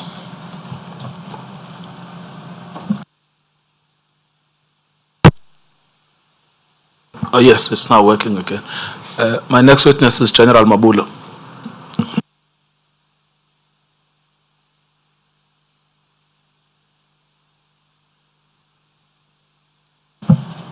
Is General Mabula here, and is he ready to take the witness stand? Yes, he's ready. He's in the building. He's in the building. Yes, he can come up in a few seconds. Madam Chair, perhaps if I might just come in with your permission. I will be Yes, I will be dealing with the Mabula aspect. I have looked at the statement and discussed it with my leader, Advocate Motlamuyane, and I have conveyed to Mr. Ngogaitobi that on analysis of the Mabula statement, there is nothing that us as the evidence leaders would take issue with insofar as his evidence is concerned.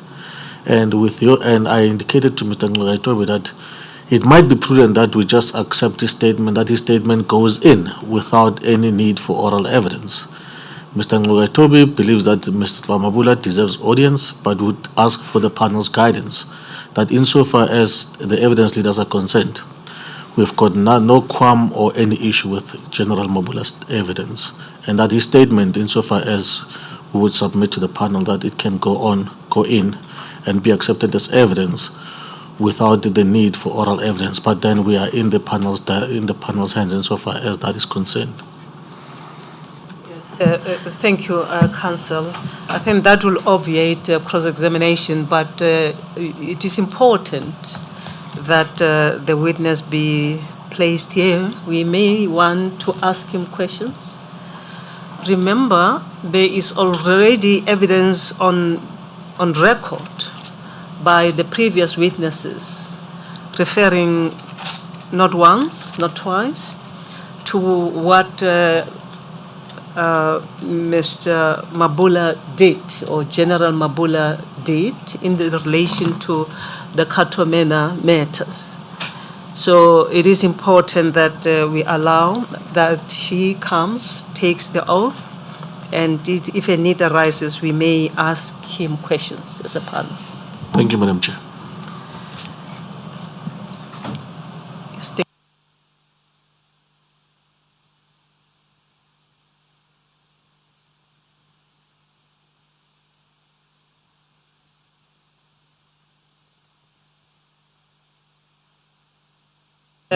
Counsel, both of you, we suggest that we take a tea break, then start with the witness when we reconvene after tea. We will reconvene at 11:30. Thank you, Madam Chair. We adjourn.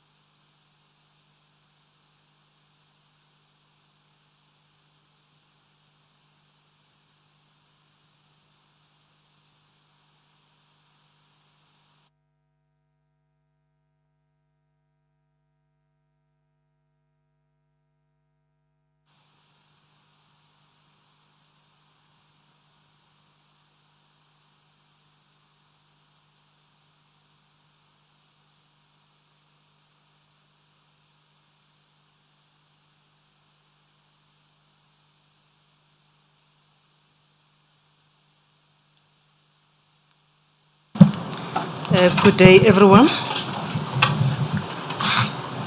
Good day, General Mabula.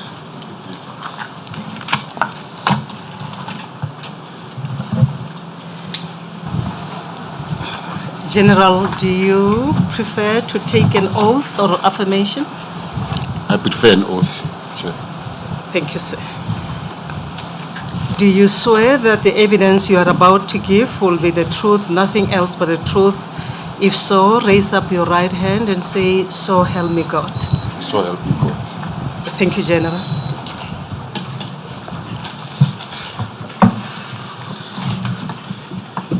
You may proceed, Counsel. Thank you, Madam Chair. General Mabula, in front of you, you should have a copy of your statement marked 7/1. Is that correct? That's correct, Chair. All right, so if you go to the end of that statement, which should be page 717, I have it, Chair. where your signature appears. I've got it, Chair. Is that your signature? That's my signature, Chair. Yes, so if you then go to the beginning of the statement, 7.1, paragraph 2 says that the facts contained in the statement are within my personal knowledge. Is that correct? It's correct, Chair. And then, are they binding on your conscience? Correct, Chair. Yes, thank you very much. Now, so your career is set out at paragraph 6 of your statement within the SAPS, is that correct? Correct, Chair. Yes. Can you just briefly deal with that? It seems that you started off as a constable. Must I read it out, Chair? No, just a summary that you basically you are a career police officer. No, so you can just give us the summary highlights here. Or just out of my Yes, you can use paragraph 6 to one? Okay. Remind yourself. Thanks, Chair. I joined the police actually in 1983, and then I went to college 1984, where I was a constable until 1987, and I worked as a church office commander in a place called the Larreville, it's in Northwest. And in 1987, 1993, I became a sergeant and a warrant officer, and I became a section head in the Larreville, also in Northwest Province. 1993 to 2000, I became an inspector and captain on the same year, and became acting branch commander at Lichtenburg, which is also Northwest. 2000-2001, I became a superintendent in Klerksdorp Detective Branch. And 2001-2007, I became a provincial commander, serious and violent crime in Northwest. 2007, I became a provincial commander, organized crime. In 2007 to 2010, I became the provincial head, detective services as a director in Northwest. In 2010 to 2016, I became a provincial head for priority crime investigation, which is called TPCI, the Hawks in Northwest. 2016 to 2019, not 2020, I became the deputy provincial commissioner, crime detection in Northwest. So we should correct 6.9. Yes. To 2019. 2019, that's my retirement year. Yes. You also mentioned you started in 1983, but it looks like you started in 1984. Starting date in the police, when you joined the police as a student. Oh, so I joined the police 1983. So our service is calculated by the time when you are sworn in as a police student.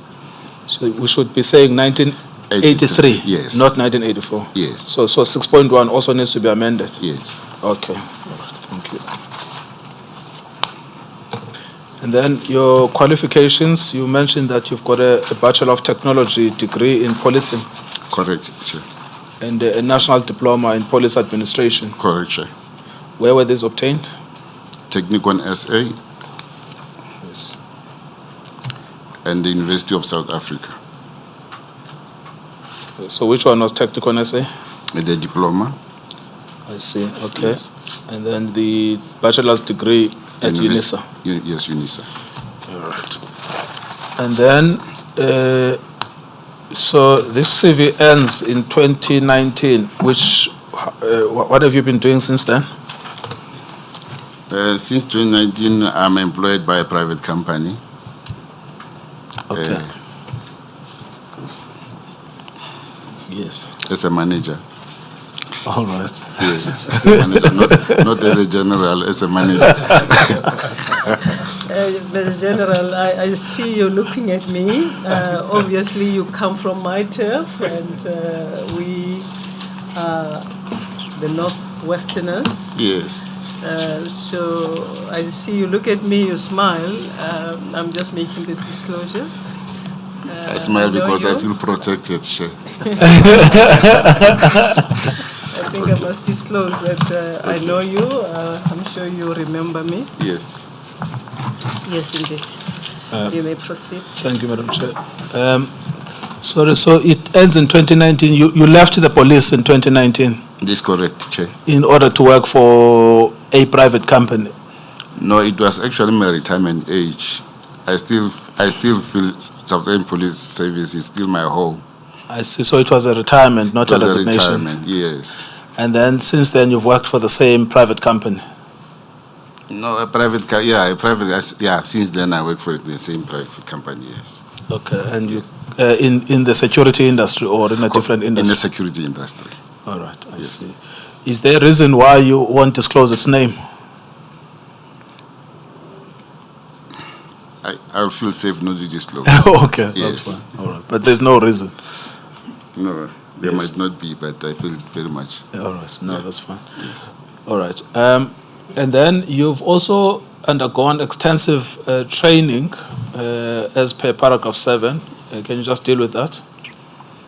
I undergot extensive special training, including homicide investigation, forensic disciplines, organized crime, intelligence handling. Yes. All right. And then I think you were at DPCI between 2010 and 2016, is that correct? Correct, Chair. And that's the relevant period here in this case? It's correct, Chair. You were the provincial head of Northwest DPCI? Correct, Chair. So that's Northwest Hawks? Yes, Chair. Yes, and then you were at the rank of Major General? Correct, Chair. Yes, thank you very much. Which rank you still hold? Yes, Chair. Yes. And you became a Major General when? 2010. When you became the head of the Hawks? Correct, Chair. Yes, all right, thank you. Now, we can then move a little bit far what we've done so far. You know about this case, is that correct? Well, not this case. You know about one of the allegations in this case, which is the Cato Mano issue. It's correct, Chair. Yes, and how do you know about that? I know about it when it was actually highly publicized in the media and on electronic media, so day in, day out is also been televised. Yes. Yes. All right. But you had prior knowledge because you were personally involved. Correct, Chair. Can you just take us there? So I've now skipped 3 pages of your statement. I've skipped page 7.3, so the 7.2, 7.3, and 7.4. I'm now in 7.5. Yes, Chair. Where we deal with a factual background. Yes.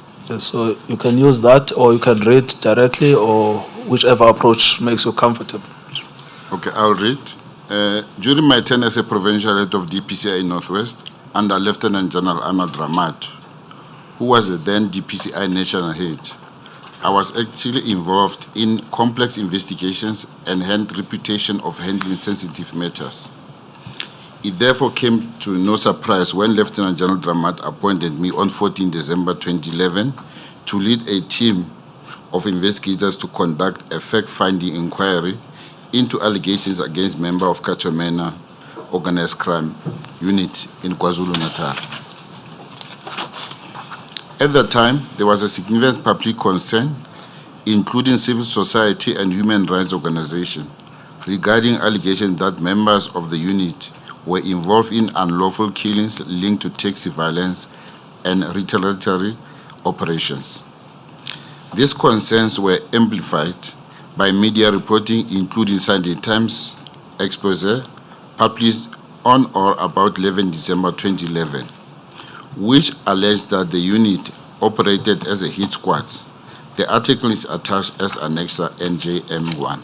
Yes, so that will be at page 7A2 of your, 7A1 of your statement. Yes. Can I carry on? Yes, you may carry on. In response to these allegations, and on 14 December 2011, Lieutenant General Dramat formally appointed me to assemble and lead a team to conduct preliminary investigations aimed at assessing the veracity of allegations as reported. We were further mandated to engage with the Independent Police Investigation Directorate, which is IPIT, and offer assistance in respect of cases referred to in the expose. My appointment letter is attached marked Annexure NJM2. Yes, now if you can go to 7A4. I got it. And then paragraph 2, that's firstly, what is that document? The document in 7A4. 7A4. Yes. It's a mandate actually that allowed me to conduct investigations. So it's a letter written by by Major General Dramat, yes. to yourself. To myself, yes. Doing what? Mandating you? Mandating me to conduct a fact-finding mission around KZN or KwaZulu-Natal regarding the allegations that were actually appeared on the Sunday Times during the time. And who was who was General Dramat? General Dramat was the national head of Directorate Priority Crime Investigation, which is DPCI, based in Pretoria. Yes, he was the national head of the Hawks. Yes. It looked like what happened really is this: he saw the story in the newspapers himself. If you look at paragraph 1. Correct. And then he decided to instruct you to start an investigation. It's correct, Chair. Yes. And then paragraph 2, what does it say? Major Mabula is hereby appointed to lead the investigation and is directed to establish a team with the relevant competencies to investigate the critical issues that have been identified in the above-mentioned article. Yes, and then you also mentioned IPID. What does paragraph 3 say? The task team will communicate with the ICD, which currently is the IPID, and offer assistance in respect of the mentioned 45 cases. Yes, I mean, this number of cases has generally moved. Sometimes we have 52, Correct. sometimes 45, sometimes 23. Do you know why there was a reference to 45 cases? I think there was a reference because I think in the newspaper article, that's where it was actually mentioned. I see. If my memory serves me well, I have long time not read the article to refresh my memory. No, I understand. Yes. And then paragraph 4, what does it say? The team must also establish if disciplinary action must be taken against the members and make recommendation in this regard. So which members are being referred to here? Referring to Katamena Organized Crime Unit, Serious and Violent Crime Unit. Yes. Now, there are 3 organizations that are referenced here. There is the Hawks, there is ICD or IPID, and then there is the quote-unquote police. So where would be the mandate of General Dramat to get involved in investigating the conduct of the police and then taking action against them? Can you rephrase the question again? So I'm saying in this letter, there are 3 organizations involved. Yes. Firstly, there is the Hawks. Yes. Then there is the police. Yes. And then the ICD. Now, General Dramat is coming from the Hawks. Yes. And does he have a mandate to look at the conduct of the police? He has the mandate to look at the conduct of his own members, which were DPCI, because by that time, Okatomena organized crime, they were actually answerable to General Dramat. Thank you. Yes, Yes. that's what I needed to clarify. Yes. And then you are also the subject of instructions from General Dramat because you Correct. were also Hawks Northwest. Correct, Chair. Yes. Now, he could have done it differently. He could have said the Hawks in KwaZulu-Natal must look at this thing. Correct? Correct, Chair. And but he didn't. He got a Hawks from a different province. Correct, Chair. And would you know why? I would have known what I would say. Maybe if I have to say, I would be drawing an opinion, but I wouldn't have known myself. Yes, but I mean, is this not simpler that actually the members of serious and violent crime in KwaZulu-Natal were themselves involved? So there would be a clear conflict of interest. Correct. So there must be a need for a neutral person from somewhere else. Correct, Chair. Yes. So that doesn't seem to be far-fetched. It seems to be straightforward. Okay. Yes, thank you. So that explains then how this matter comes to your desk. It's from your boss because he's read the newspapers. Is that correct? It's correct. Yes. Now, that was in paragraph 24. And then what did you do thereafter? Paragraph 25? Upon completion of this preliminary investigation, I was required to submit a report to Lieutenant General Dramat containing recommendations regarding any misconduct that might warrant a disciplinary action. Yes. And then paragraph 26? At that stage, we did not have access to relevant case dockets, which remained under the control of SAPS KwaZulu-Natal and IPIT. The preliminary investigation accordingly relied primarily on local record center, which is LCRC, material, including crime scene photographs relating to a fatal shooting incident involving members of Ketomena unit. Yes. And then you start your investigation, following page at 7.7. Yes. Correct? And then what happens? In order to access further material, I contacted Mr. Humbalani Kuba, who led IPIT task team investigating these incidents. On 6 January 2012, I met with Mr. Kuba at IPIT offices at 23 Dorothy Nyembe Street, Durban, accompanied by DPCI team members. Sorry, General. Mr. Humbulani Kuba, was he a member of the SAPS? Chair, he was actually the member of IPIT. IPIT. He was the one who was actually, when our arrival in KwaZulu-Natal, he was the person who was currently leading the team, task team under the umbrella of IPIT. And he was based in KZN? No, he was based in Limpopo. He was just as myself deployed. He was part of the team that was assigned to help in the investigation. Investigation by IPIT that time. Thank you. Yes. And you met with him on account of the instruction from General Dramat that you should Correct, Chair. you should work in partnership with IPIT. Correct, Chair. Yes. All right. And then on 6th of January 2012, you met with him in the offices of IPIT. Correct, Chair. And then you referred to DPCI team members that were with you. Correct, Chair. Do you remember who they were? It was Brigadier Mukwena, who is now the general. Brigadier Luwele, he was a colonel. Colonel Mano, Lieutenant Colonel Gola, and who else? I think Warrant Officer Ramakosi. Yeah, among those were the team members. And how were those selected to be part of this? I selected in terms of their skills. You selected them? Yeah, I had the opportunity to select. Okay. The appointment said Yes. I must assemble a team, so I had a choice too. And where did you get them from? Some was from head office, and then some from Northwest and Chauke. I see. Yes. All right. But you see, even your own choice, you didn't select people from KZN. No, I couldn't. Exactly. So what is the reason? I mean, I couldn't because I would have actually, I wanted to be very neutral. I wanted Yes. people who are very much neutral in terms of the investigation, objective anyway. Yes, thank you. Yes. Now, then you attend this meeting on the 6th, and then in that meeting you deal with that in paragraph 29.1 to paragraph 29.4. What was discussed in that meeting?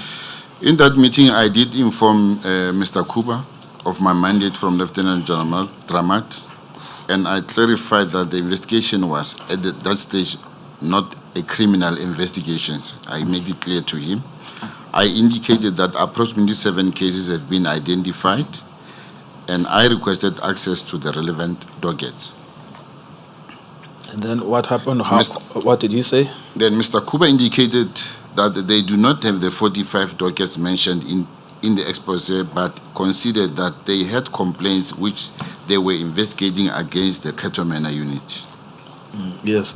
You know, one of the things that this panel has learnt over the months of the evidence has been, I would say, the lethargy from the perspective of ICD and IPID. That things just don't move there.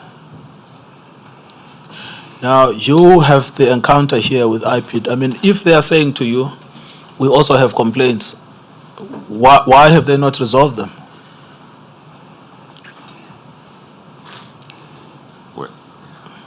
Well, I don't know whether to comment regarding that. No, but at the time you were discussing with Mr. Kuba, you know, I can understand you are getting involved late because you've been instructed by Yes. General Dramat, but Yes. he is telling you we've been sitting with these cases. But the question that arises logically is why? Why have you not finalized them? Because it's 2012. These are cases stretching back from 2008. It's 4 years later. Yes. No, he actually didn't explain the reason why. So even myself, I didn't ask, why are you actually delaying in these matters? Because I have to forge the relationship, by the way. Yes, yes. Therefore, that time, yes. Yes. Thank you very much. And then you then address a request for forensic expertise. Is that correct? Correct, Chair.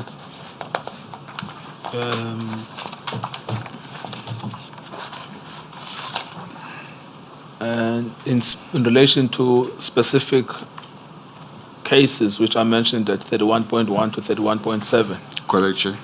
And why were these specific cases? I mean, in another correspondence, I think from Mr. Mayema, we learned about 6 dockets, but here you are mentioning 7. Yes. Do you know what is the reason? Where did the additional one come from? Look, Chair, at this stage when I wrote this letter, it was actually not cases. Okay. It was LCRC reports. Because what happened from the sources and the complainants and people who shared information with us, they did provide case numbers to us. And then as we approached Mr. Kuba, not necessarily willing to divulge or hand over this, so we work on that LCRC reports. So that's why the cases will be, this will be 7. It's not actually the cases, those were actually LCRC reports. What's the difference between a docket and an LCRC report? A docket will be where you have got a complainant, a witness statement. A docket will be actually carried by the investigating officers. LCRC, this is their own docket. It's where now they take photos, their crime scene photos. So that is the difference. So this, what is actually indicated here, will be actually filed in the case docket. I see. Yes. I see. So this forms part of the case docket, Exactly. but it's not a case docket. Yes. I see. Your letter is at 7A5.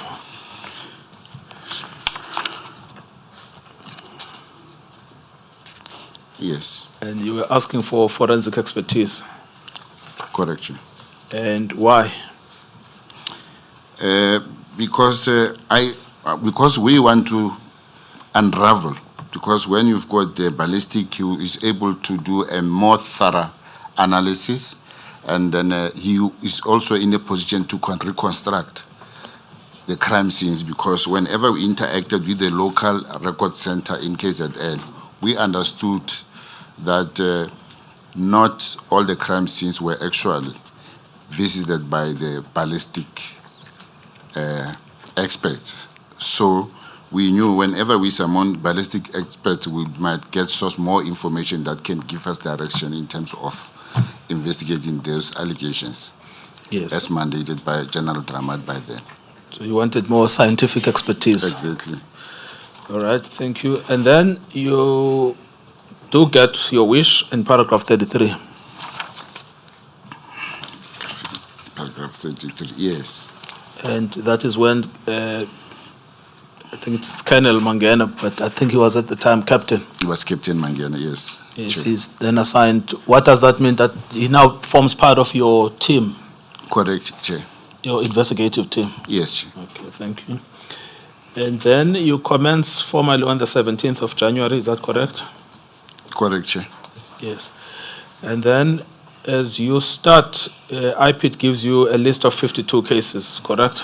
Correct, Chair. And that you will find at 7A7. Correct, Chair. Yes. We had this from Captain Mangena as well, the same list. Yes. So I'm not going to spend time on that. Yes. And then you say that these cases now have broadened because you started with 7 LCRC reports. Yes. And then you end up with 52 cases. Yes. Yes. Was it clear where the 52 cases, I suppose they were from IPIT, they were not yet dockets, or were they dockets, or were they? Most of them were actually inquest dockets. Inquest dockets? Yeah. Yes. Yes. Which would mean what? Because we've also heard this term inquest docket, and it's never clear to us how does that differ from a police docket? Yeah. You know, inquest docket is where actually, for me, my interpretation would be a case docket where actually you don't have a direct suspect into the matter. For me, it's like a fact finding. You are establishing facts. You are not yet sure as to whether what happened. That's my interpretation.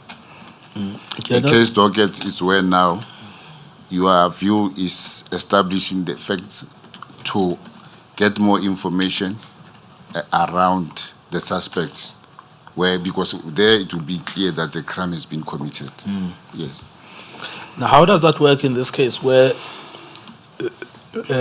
I think virtually all of the 23 dockets that we have been dealing with in this inquiry, the killers are known. There's no need to do a fact finding about who the killers are. Because they've written statements where they admitted that they shot and killed Yes. people they alleged to be suspects. Yes. Why does that go to an inquest? Well, I wouldn't understand by that time. We were also surprised when we read through the statements and through the analysis of Captain Mangena. Yes. And then when also you go through the witness statement, we were actually a little bit taken aback. Yes. So your opinion, based on your expertise, would be that this should not have become inquests, because you call an inquest a fact finding because the facts were known. Yes. No, according to me, yes. That's why we actually pushed, most of these cases were actually registered as case dockets. Yes, thank you very much. And then paragraph 37, you're now starting your work, correct? Correct, Chair? Do you want to comment on that, on the strategies you followed? Through January, the task team analyzed the LCRC records and began reconstructing crime scenes across multiple incidents. They also traveled to KwaZulu-Natal to continue with the investigation and liaise with IPIT investigating team that was stationed in Durban at the time. Yes. Thank you. So, but these are multiple trips. Yes. People coming in and In out. and out, correct. Yes. Correct. You were personally involved in virtually all of them. I was. Yes. Chair. Okay. And then you had security concerns, bearing in mind intelligence reports, correct? Correct, Chair. And what were those security concerns that are dealt with in paragraph 38 and 39 and 40 and 41? On the 20th January, I received intelligence indicate that members of Katomena unit were tracking the movements of task team using SAP's automatic vehicle location, which is actually known as AVL systems. This raised a serious concern. I then conveyed the intelligence to the task team and instructed that the documents and records that the team was analyzing for the investigation must be left at the SAP's Special Task Force offices in KwaZulu-Natal. This facility was provided by then Acting National Commissioner Lieutenant General Nhlanhla Mkhwanazi, who is the current Provincial Commissioner of KwaZulu-Natal. Saying the facility, Yes. Which facility is this? The facility is where we actually housed our case dockets and so on. It was at the task force, KwaZulu-Natal SAPS task force offices. Yes. So they actually provided us with a strong safe where we put in all this, yes. And that was facilitated by General Nhlanhla Mkhwanazi? Yes, correct. Okay. Well, to help your investigation to be protected. Yes, correct. Okay. And paragraph 40? Shortly thereafter, equipment belonging to a forensic team members was stolen from their vehicle, and a criminal case was opened as per Durban Central Case 128001-2012. Yes. We've got evidence here that from Captain Mangena that the equipment was actually stolen from his car. Yes, correct. And his car was one of the ones that were tracked, according to the intelligence, by the Katomano people. Correct. All right. Carry on. Alternative, non-tractable vehicles were therefore procured for the task team.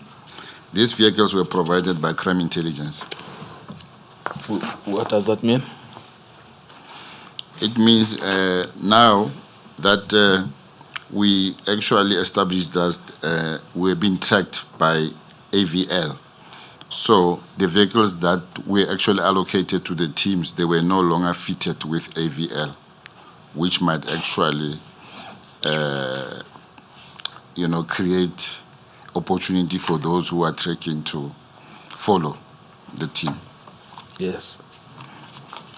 Paragraph 42.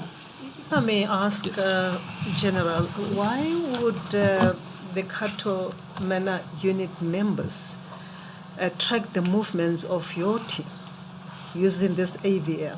What was the purpose? Well, I can only imagine, Chair, to say it might have, maybe, if the case might be, to check the witnesses that what we might be interacting with. And that is why something that I learned in KZN is most of the witnesses or people that you spoke to, whenever you spoke about Katomena, they will just move away. The way they were actually afraid of this unit. Thank you, Council. Thank you, Madam Chair. Paragraph 42. This incident reinforced my concern that the investigation was being actively undermined. What does that mean? It means that there is possibility of interference into these investigations. The work that we are doing is not really, how can I say, is not really recognized, and then, there's a disruptive element that want the facts not to be divulged to the public. Yes. And the only people that would have that interest in suppressing the evidence from surfacing would be who? It would be those who are involved, Which is who? which by then allegedly would have been Katomena Yes. unit. And so you're talking about them when you say actively undermined, that Yes, yes. you're trying to investigate these people, but at the same time they are trying to sabotage the investigation. Exactly. Okay, and then you refer to Colonel Mangena's letter at MJ5, which is at page 7A9. Is that correct? 7, 8, 9. Yes. Yes. We already called Captain Mangena and he dealt extensively with this letter, so I am not going to ask you to read it. Do you have anything else to say on this letter? No. Yes. And then your preliminary investigation was then completed and your report was given to General Dramat on the 31st of January 2012. Is that correct? Correct. Now, what did you say to General Dramat? After giving the report, No, in the report, what were you telling him you've discovered in the month of January 2012? no, we analyzed actually 3 dockets. The one was a docket, the one of Durban Central, where Satan Bongani Mkise was actually killed. And the other one was Becky Temba. Just want to check, I think I've made notes of those. Becky Temba case is where actually our report actually was based. No, find your report if it's more comfortable. And how we case. No, I'm saying find it, the report, and then No, I'm reference it. covered. I wanted that information. You've got it? No, I've got the information that I All right, wanted then to you say, can yeah. explain them to the panel. Yeah, I did compile a report to General Dramat, and in that report, we also highlighted the possible misconduct that would have been leveled Yes. against Katomena, those who were involved. And what were your preliminary findings? Our preliminary findings was there was indeed misconduct. Yes. And and our preliminary report was also that there is a need for a criminal investigation in this matter. Why? Why is there misconduct and why is there a need for a criminal investigation? As we were analyzing the case dockets, Yes. it was very clear to say it's not actually, it's a very serious crime, and then many people has been shot, and then under mysterious circumstances that are actually raising doubts as to whether it was a self-defense actions. Yes. Yes. So you discovered that the version given in the statements in the dockets by the police is possibly false. Yes. Yes. And that these are murders and not self-defense, are possibly murders, not self-defense. Not self-defense, correct. And then your view was that when you say there is misconduct, what does that mean? Misconduct in a sense of, because there is a, what do you call, a code of conduct by the police, how they should behave. So once you contravene that, it might emanate, it result into a misconduct. There are regulations that actually one would have actually be charged with. Yes, but what is the misconduct and committed by who? The misconduct was, for example, if I go to the files, I have just to read what the time our reports actually said to General Dramat. If I have it quickly here, where is it? Can I just find time? I think I brought it. Yeah, sorry.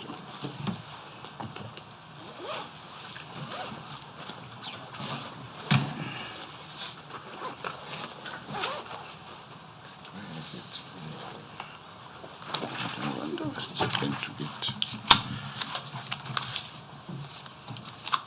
Okay, now I have it. Yeah. You can read from it if it's better Yeah, for I'm you just to do going it to that check. way. Yeah,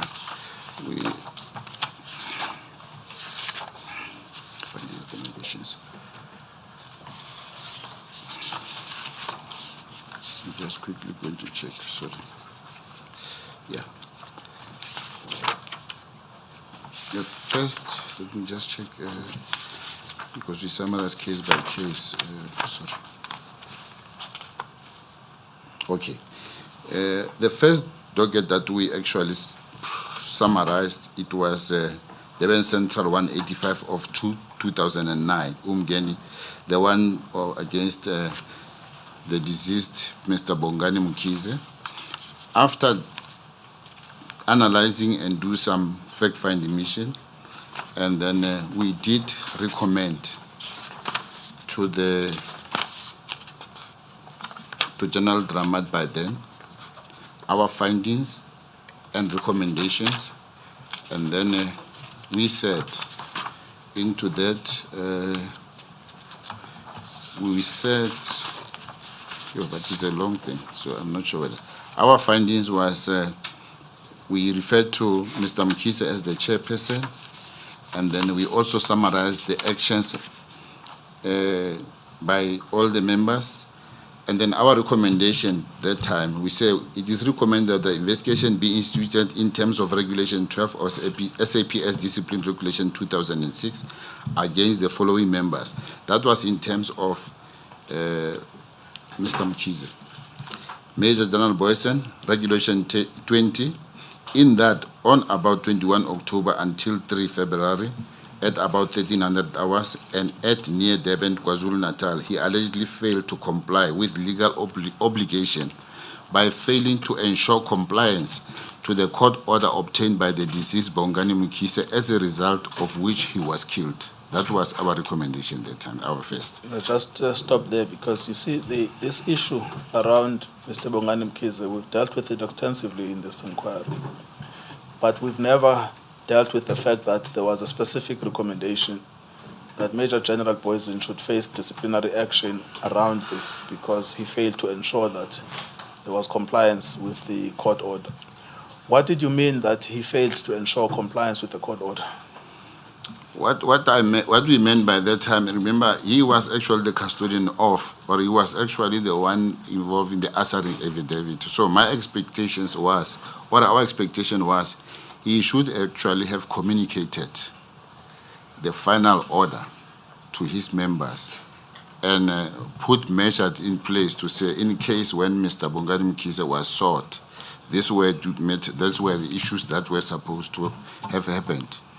But then we say on the same to say, but he is the person who goes to the crime scene, but he can't recall that actually there's a contravention already in the same matter. So he never instituted anything against or any misconduct against his own members.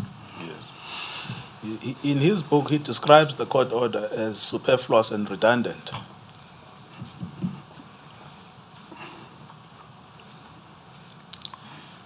Well, I haven't seen the book. I heard about the book. Yes. Yes. No, you can take what I'm saying because Yes. we've read it and we read it as part Yes. of the record here. Yes. But what is your comment on that? That you are saying, well, in law he was expected to ensure compliance with it, Yes. but he describes it as superfluous and redundant. It can be redundant and superfluous Yes. because the High Court actually have sanctioned that it needs to be observed. Yes. Okay. Then there's an alternative finding. Okay. Alternative, it was Regulation 20 Z that on about 3 February, about 1300 hours near Durban, KwaZulu-Natal, in that he allegedly committed a common law offense, to wit murder, in which the deceased Bongani was the victim, via Durban case 185/2009. Now, can you just explain why you came to the view that Mr. Boysen must be held accountable for the death of Mr. Mukise? I came to the view, or we came to the view at that time, because had he actually applied or complied with what the court has actually said they need to comply with, Mr. Mkise's life would have been saved. Yes. Yes. All right. Carry on. What other recommendations did you make? Warrant Officer Stolz, Warrant Officer Padeache, Warrant Officer Dlamuga, Constable Lee, and Constable Mfene. The same Regulation 20Z, in that on about 3 February, about 1300 hours and about near Durban, KwaZulu-Natal, in that they allegedly committed common law offense to wit murder in which the deceased Bongani Mkhize was the victim via case 185 of 2009. Yes.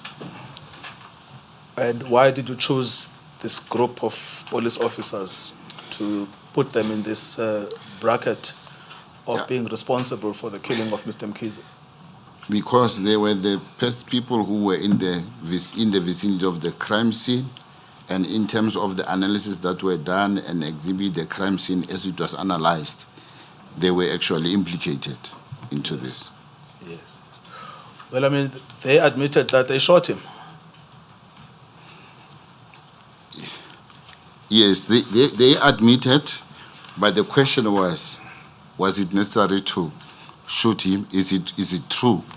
The way they actually, in terms of their explanation, in what happened, the events, how they unfolded, it didn't actually make sense. No, I understand what you're saying, but I'm saying that there is no need for a complicated explanation about why they must be responsible for his killing, because they admitted that they shot him. Yes. So they must go to court and explain whether it was self-defense or it murder. Exactly. Yes. Yes. And then what else did you recommend? Well, then we went on to Howick's case. Now, Howick is the killing of Mr. Magojela and Demande. Yes. On the 16th of September 2008. Yes. I just want to check our record. And Mr. Thokozani Tembe, his bodyguard. Yes. Yes. What did you say about that? Just want to check.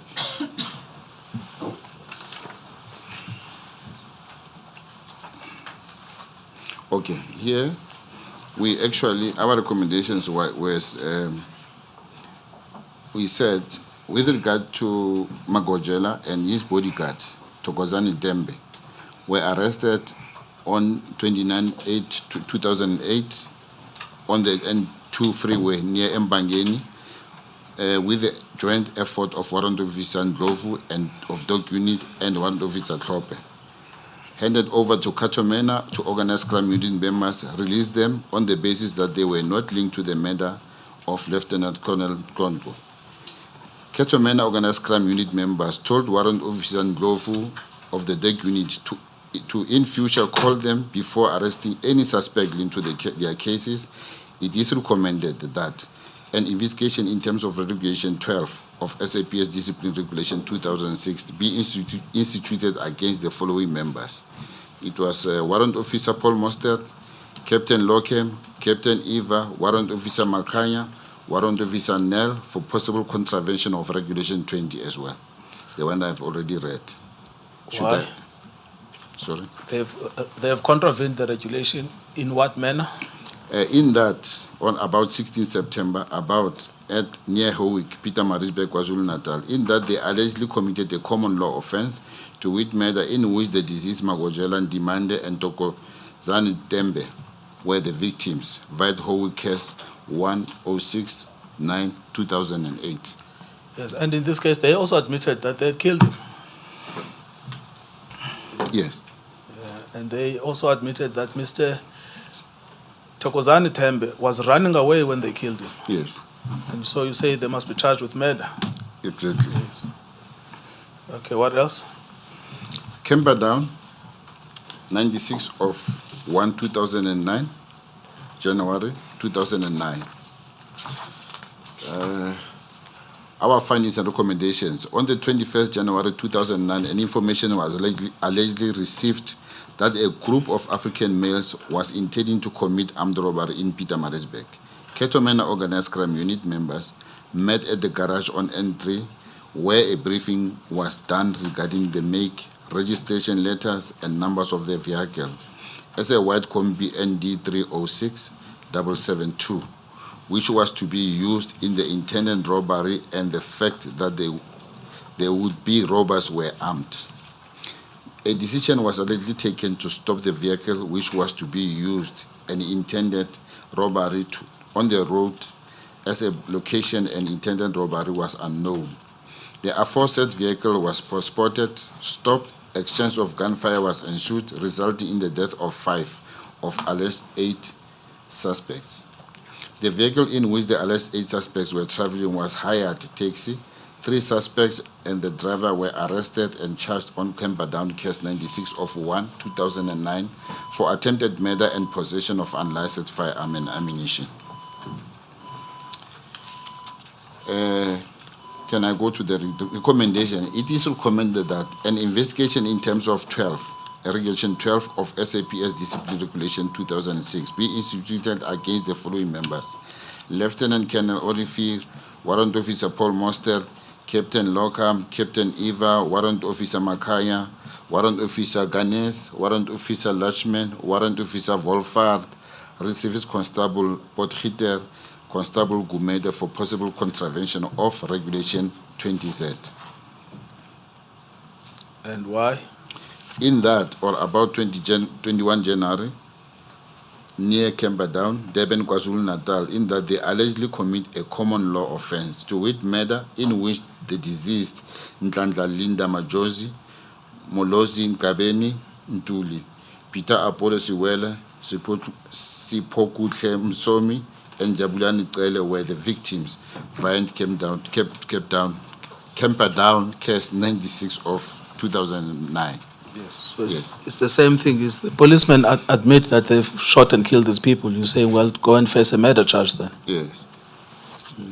So there were the 3 cases that we actually presented to General Dramat as a preliminary report, in our preliminary report. Yes, no, that's fine. What we should do then, your report must be copied for the panel once you are finished with your testimony. Okay. Yes, the document you are reading from. Okay.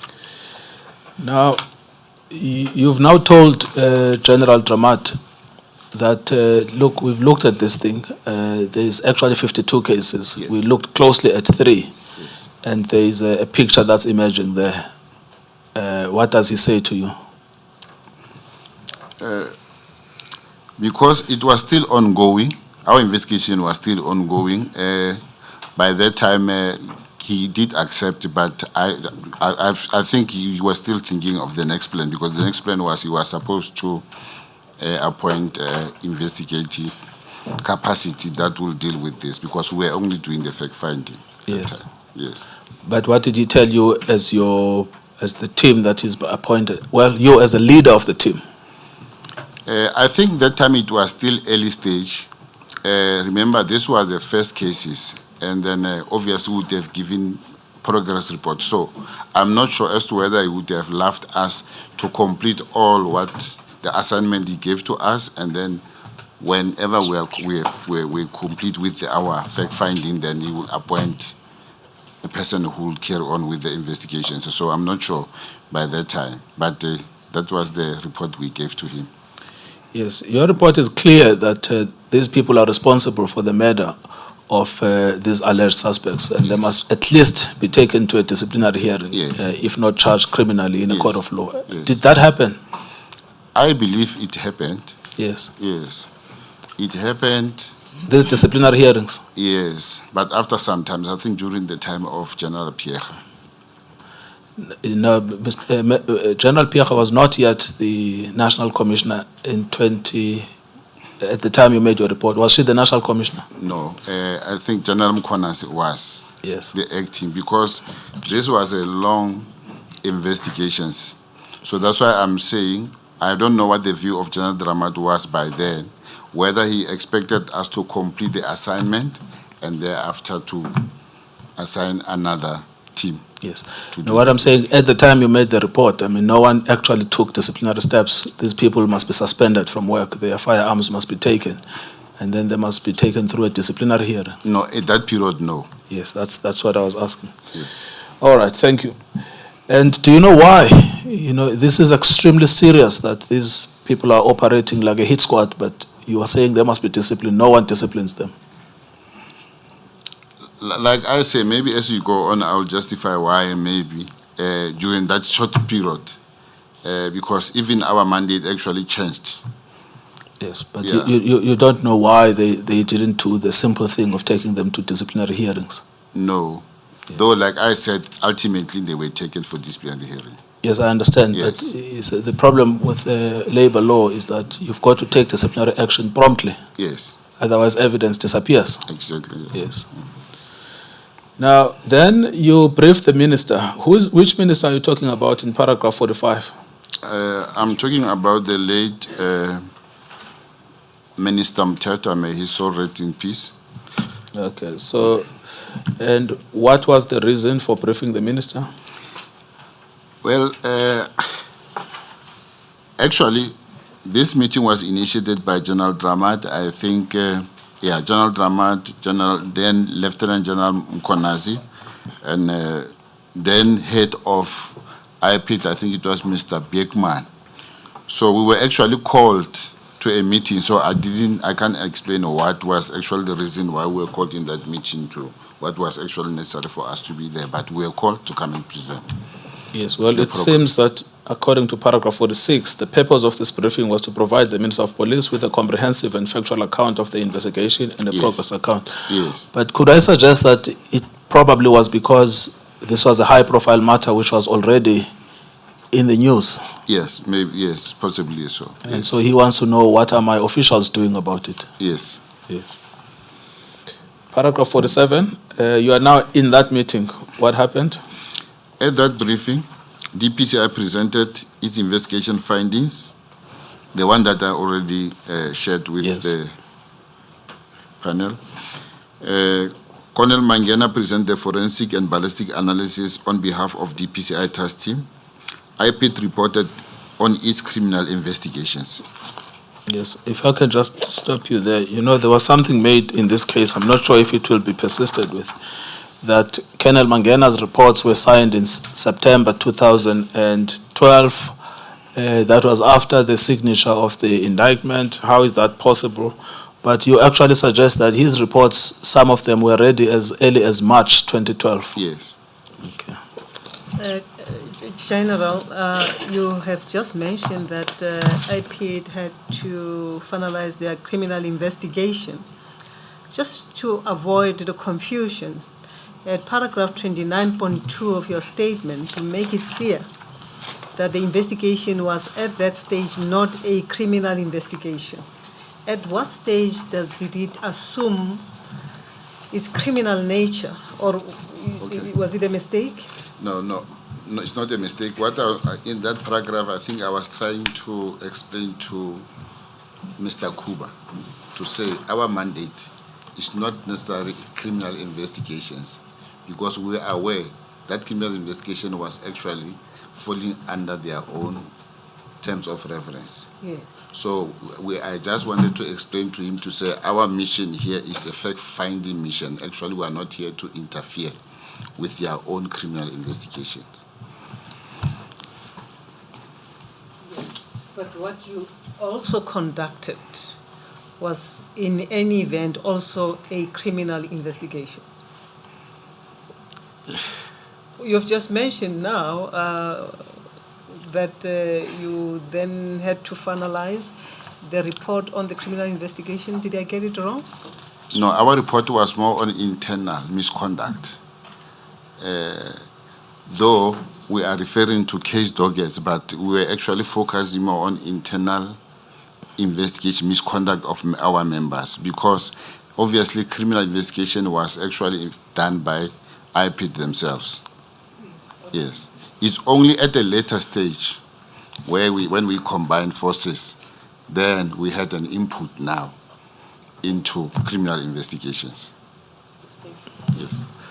Thank you, Madam Chair. I think the public will be rightly confused, because when you recommend that someone must be charged for violating a regulation, Yes. because they committed murder, Yes. the public understands the murder to be a crime. Yes. They don't understand the distinction being drawn between violating a regulation and being charged for committing murder. Yes. They are wondering, why are the police not taking this person to court if they committed murder? Yes. You see what I'm saying? Yes. Can you educate us on that? No, the only difference here is if it's a mandate of police. I'm investigating a case of, let me say what, a rape case, if it's my mandate. The police are the custodian of that docket. They are investigating that. Investigative officer is in the police detectives. But it doesn't mean as when this investigation, criminal investigation carries on, there's a duplication in terms of misconduct. Now, the misconduct can be finalized very quickly, where a member can be discharged from the service and all those things. But the criminal investigation is apart. It's not necessary to say you combine them. All right. So they overlap, but they're done by different Yes. units within the service. Yes. But the evidence is the same. The evidence, it might be the same, yes.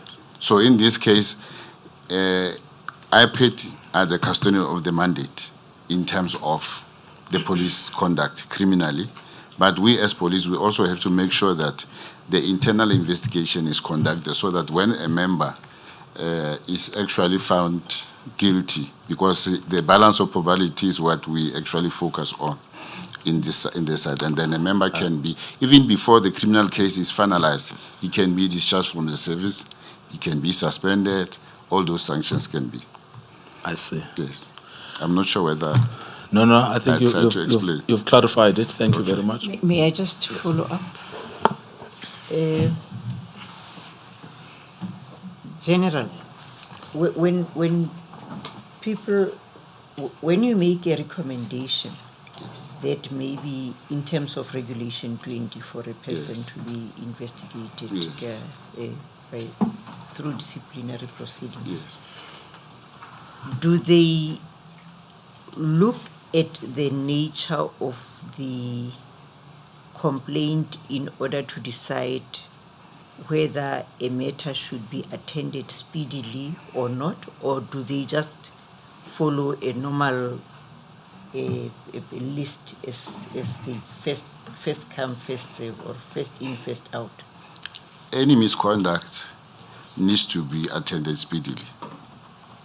Now, looking at this misconduct, it's a misconduct where the police would continue to be in possession of the firearms. Yes. It's the misconduct where police have admittedly killed people. Yes.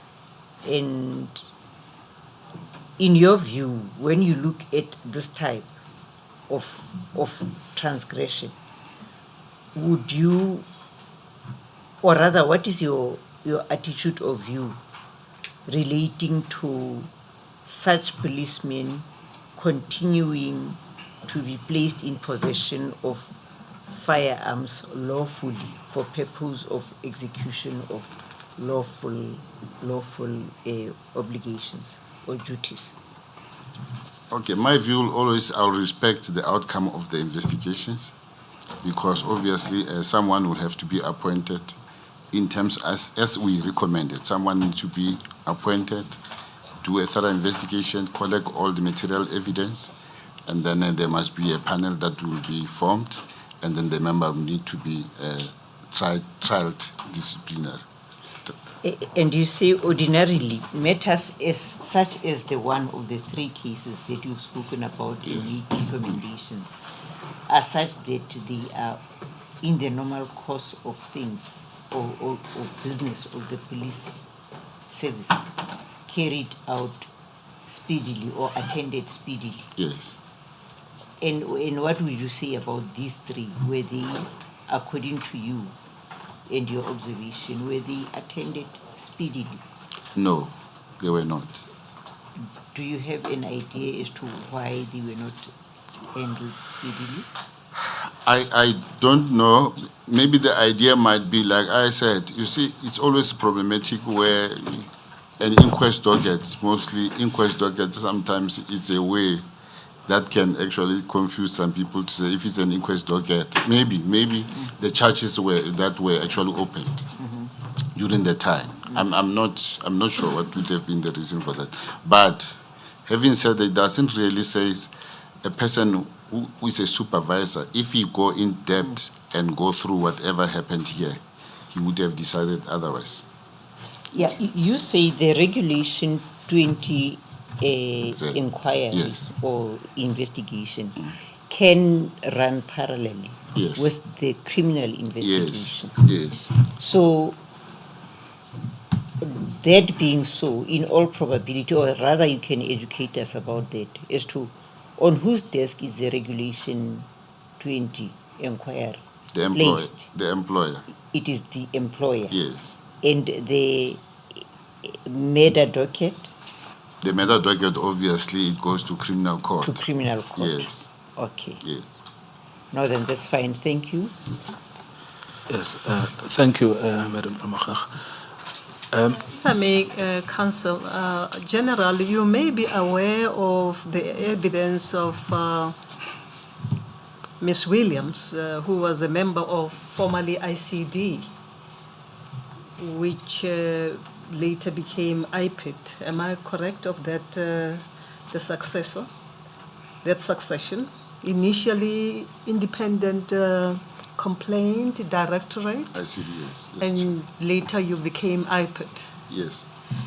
Ms. Williams, in relation to the question my sister is posing to you regarding the delays, she gave an impression that she became frustrated sometimes in the execution of her investigative duties when she found that members of the SAPs, who were also conducting parallel investigation, were making it difficult for them to even access the crime scenes.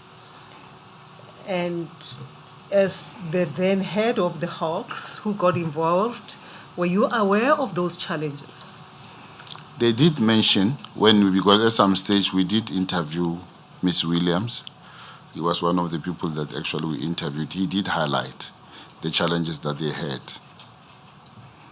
But having said that, I don't think the province where I'm coming from, where I used to work, there was no such interference. Actually, the first thing, what is happening currently, whenever there's a crime scene where it is clear that it's a IPID investigations, the members at the CSC, immediately there's already a number where they have to inform IPID. And when IPID arrives at the crime scene, it is their crime scene, it's handed immediately to them.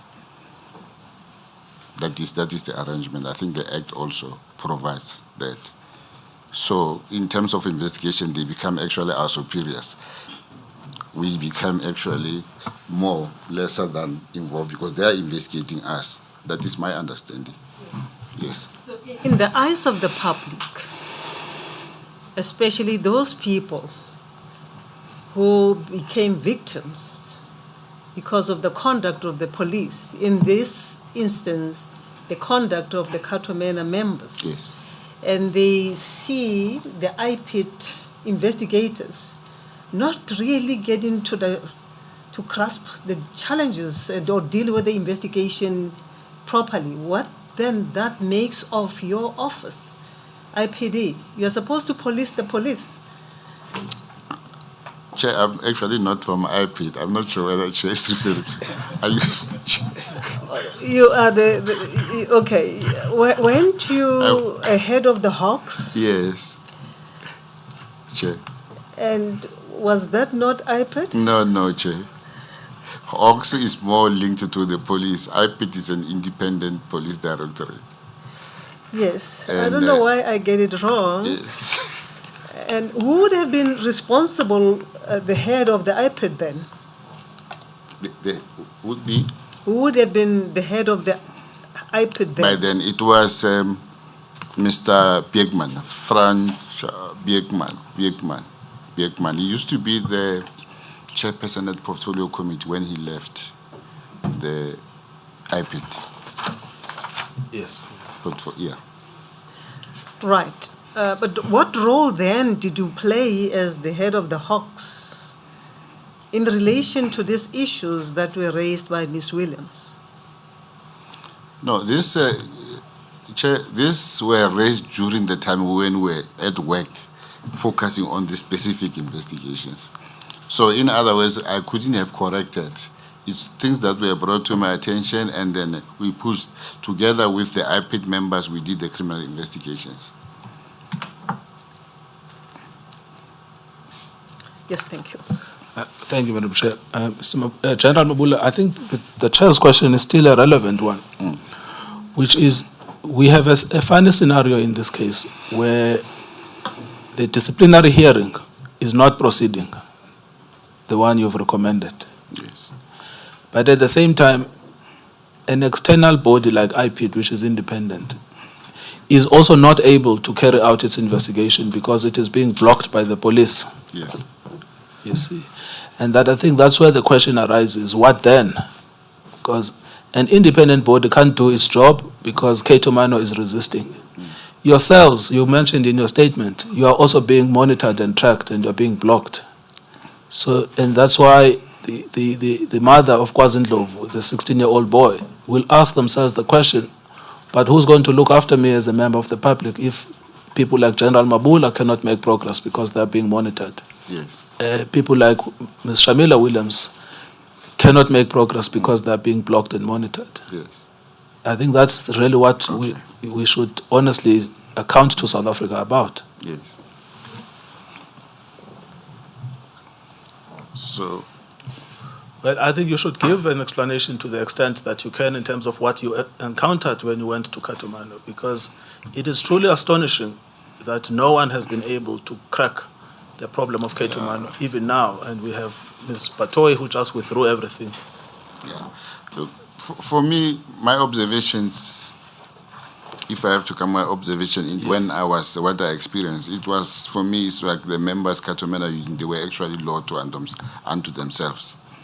And they were actually respected for their own deeds because no one would actually stand against them. That is, in short, what I can say. Yes, but I think that is fine, but you cannot be a law unto yourself unless the system enables you to be a law unto yourself. So it's clear that there was a breakdown in the accountability systems. You can't have a unit that just does it as it pleases unless it's enabled. So where was the enablement coming from? Well, I'll look always to the head. Because if the head is not right, things is always not well. And what do you mean by that? So, like I said, when in terms of the late Bongani Mkhize, to say the head of the Hawks General Boysen by then, yes, he should have actually set an example. That was a very perfect example where he should have actually started this, because it was very clear. Because he had an interdict with him, and then he know what was his own responsibility. He should have communicated clearly to everyone to say, this is how we're going to deal with this matter from now. It would have actually prevented a lot of loss of life. Yes, thank you. Interfering, just I understand the concern of Advocate Nkabinde to be exactly what you are now saying, that he's the law unto himself, he ought to have done 1, 2, 3. Yes. But he's saying, but why is he allowed to do as he pleases? There was a court order granted, Yes. and to say, well, he is doing this cannot help us much, and it does not answer the question, why are they allowed? And it will start from the, I think from the top, from who is allowing. Yes. And why is the system like this? Put otherwise, and if I'm mischaracterizing your question, you will correct me, Advocate Nkabinde. But it's about, but why are we here? We have systems. Yes. And in this case, it's 3 heads that are put together. It's the IPC, the IDC, the SAPS, and Yes. and even, but then still, this coach is not moving. You may correct so that when he answers the correct question. No, Madam Ramachakha, that's exactly the question. Especially because you've been assigned to investigate this. Yes. And you are from outside. Yes. And the system is rotten in KwaZulu-Natal. Yes. No, like I said, I'll still say it is command and control. People are doing as it pleases them.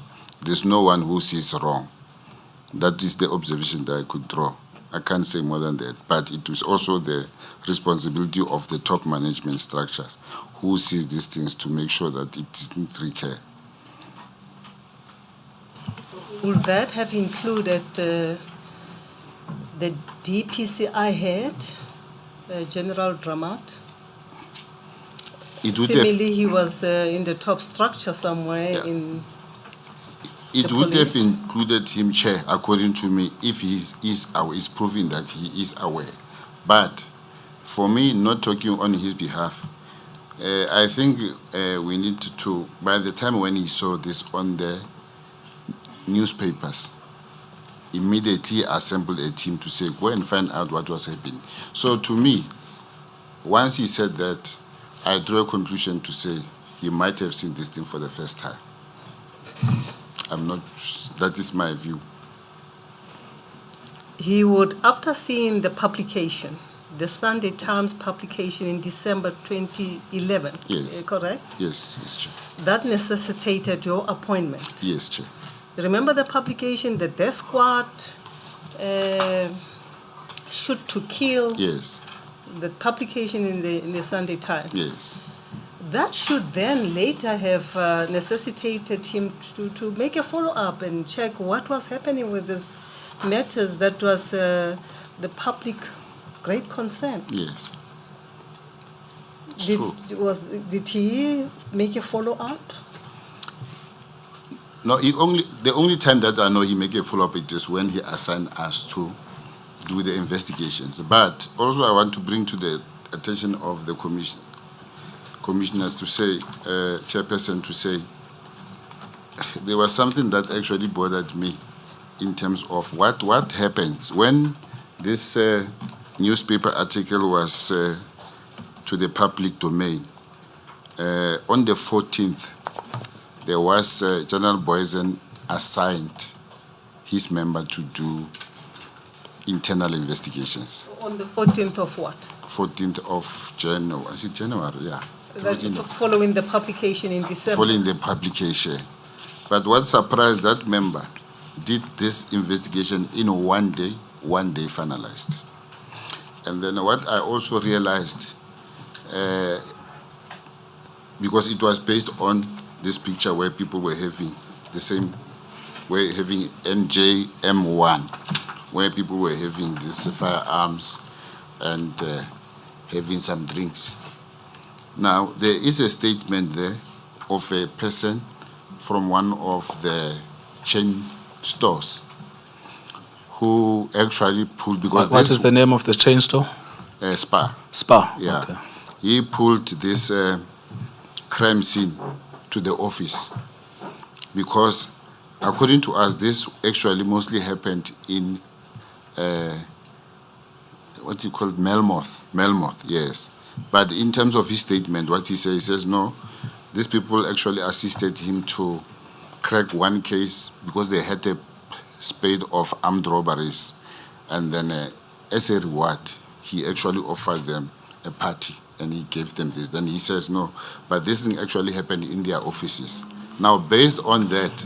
Sorry, just before, I think you are going to lose us. Let's just get to know what you are talking about. Now, there are three pictures at 7A1. Yes. 7A2. Yes. 7A3. Yes. Now, which one was taken at Spa? No, look, what is happening here, this person who did the investigation, this member, he actually combined the pictures as it is. So in other words, if you want to derail that investigation, you want to derail it, and then I say, but this thing actually happened. Somebody says it happens at this crime scene, it happens at the offices. It didn't happen at where all the public is looking at. Now, based on that, now you kill this case.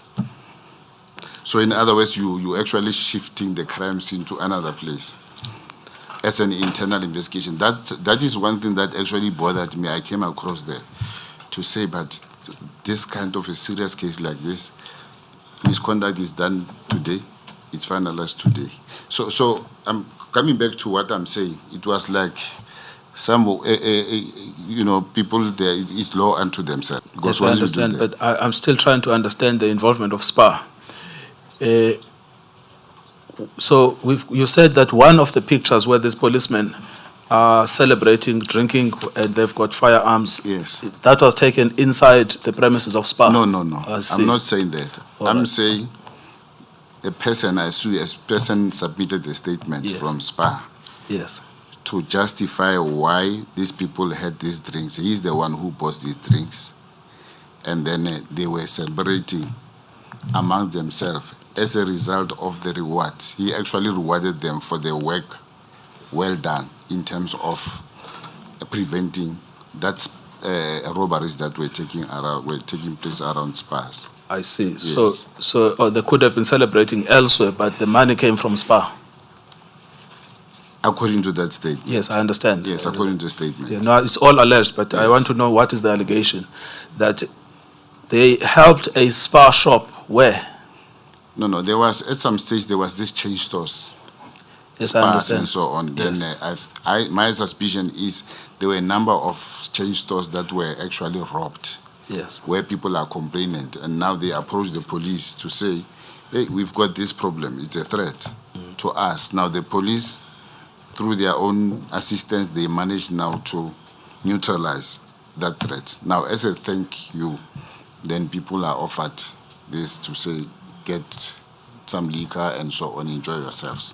I understand that. Yes. But I want to know, where did this take place, where the police do their job, which is to prevent crime, or maybe they don't because they kill people, and then an owner of a shop takes it upon themselves to buy them alcohol. Well, I'm just referring to the statement itself. No, I understand. I want to know what the statement says, because it is an extremely serious thing that in this country we have shop owners that are bribing the police. So what was the statement actually saying? Well, I don't have the statement with I understand. me. We can Yes. find the statement Yes. easily, but I want to know from your recollection what... My recollection is Yes. what I've said. Yes. These members, they assisted us in terms of a threat, which Yes. was actually spate of robberies. And as a result of that, a thank you for them. That's why they were celebrating that way. If I have to summarize the statement itself. I understand. Yes. But this money was taken from, it came from SPA as a thank you to the members of the police. Obviously, if the statement says, Yes. one can conclude. Yes. Yes. Now, there are three files that you read. There was the Mkiza file. We know that's got nothing to do with SPA. And then we've got the Howick file. That's got nothing to do with SPA. Yes. And there's a third one, which is Camperdown. Yes. Is that the one? No, I'm not sure whether it's the one. Yes. Okay. Well, I mean, what were the facts in Camperdown? I thought Camperdown was where Camperdown is the spate of robberies. No, I think, it was spate of. I'm not sure whether this statement is linked with Camperdown. I'm not sure. Yes. Well, just go back to your report, because I think when you read Camperdown, you Yes. mentioned robberies. Yes, I did. But what I'm trying to say, I'm not sure whether it's a robbery in terms of SPA itself or other businesses. I'm not. I can read the report. Yes, I understand, because I need to know where we're going to find the allegation that a shop owner is buying alcohol for the police. I think I'll just check in my files and then. Yes, Yeah. because that must be looked at very closely. Yes. Because it's one of the problems this country is experiencing. Yes. Now, so you are saying that there was an allegation that someone from SPA had bought alcohol for the police. In terms of that report of the disciplinary, as a result of these media articles, Yes. it was being said. But on the same, I think they said two people, they already left the police. Only one person was actually given a warning, a verbal warning. And the rest, nothing happened. Yes, now we can deal with the internal issues of the police, because we've already covered that Yes. there is widespread misconduct, it's not being dealt with. Yes. There is IPID, it's ineffective. The angle we hadn't looked at is the fact that there are private businessmen that are buying alcohol for the police as a thank you when the police have allegedly done their job. So that's what I was asking, that's the substance of the allegation that you read. Yes, that's what the allegation says. Thank you very much. Now, we were still at paragraph 48. I think we've covered that. The minister then issues an instruction, correct? Which is Yes. paragraph 49. Yes. And what is the instruction? Minister directed that IPIT and DPCI teams be integrated into a single joint task team. This would be an IPIT investigation, but I would lead the team of investigators. Yes. And now they're saying, look, the fragmentation doesn't work. You've got to work as a unit. Yes. All right. And then were you the team leader? Yes. All right. And then you continue going back to KZN as per paragraph 50. Yes. Then you deal thereafter with the involvement of the NPA. Okay. Following the minister's directive that the investigation proceeds as a joint criminal investigation, I formed the view that given the scale, complexity, and sensitivity of the matter, the investigation required active prosecutorial guidance from an early stage. I accordingly contacted the Acting Director of Public Prosecutions for KwaZulu-Natal, Advocate Simpiwe Molojwa, with a view to arrange a meeting to discuss the matter. During that call, Advocate Molojwa indicated that he was unwilling to meet at the offices of the National Prosecuting Authority, which is NPA. He requested that we meet later that day in a parking area outside SAPS provincial headquarters in Durban. I regarded this request as unusual. However, I nevertheless complied with it. So just explain this to me, because it's also another unique aspect of this case. You know, we know that IPIT is being frustrated because of the evidence we've had. We know that you yourselves are being tracked by K2Man. What we didn't know until now is that even the NPA officials were doing things in a very odd way. So can you explain this idea that don't come to my office, I'll see you in a parking lot, from Advocate Molojwa?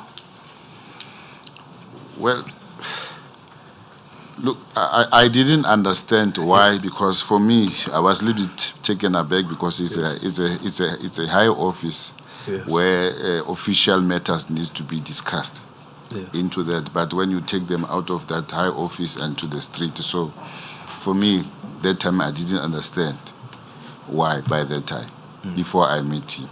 I see. But you said, okay, if you want to meet Yes. in a parking lot, so be it. Yes, because I was desperate, because I realized this. There was no actually when when we interacted with IPIT, I could see that there was a lack in terms of prosecution's involvement into the matter. Thank you. Yes. I'm a bit slow. Maybe at times when I'm very slow in my thinking. All of us. Advocate Molojwa is the head of the NPA in KZN at the time, as an acting. Yes, Chair. And he does not want you to meet him at his head office. Exactly, Chair. He wants to be somewhere in a parking. Okay. Then I think I understood well. Yes, thank you. And then you meet him at the venue that he has suggested, which is paragraph 54. Yes. And then what happens there? Late in the afternoon, but after hours, Advocate Molojwa and I, accompanied by team members, met at the venue.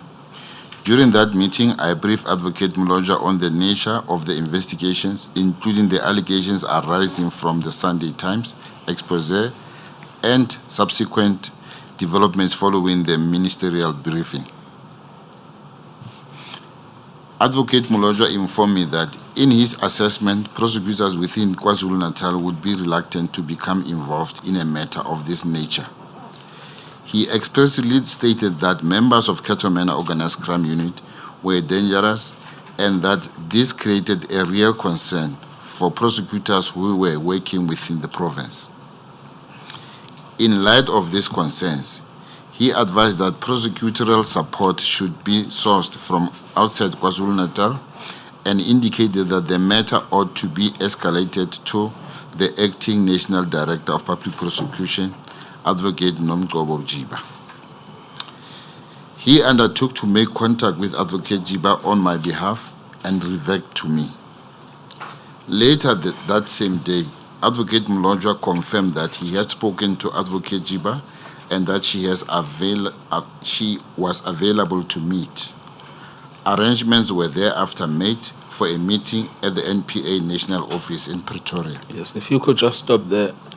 I mean, again, we are now learning for the first time that actually one of the reasons for the involvement of external prosecutors was because the head of the NPA in KwaZulu-Natal was himself too scared of the Ketumano unit.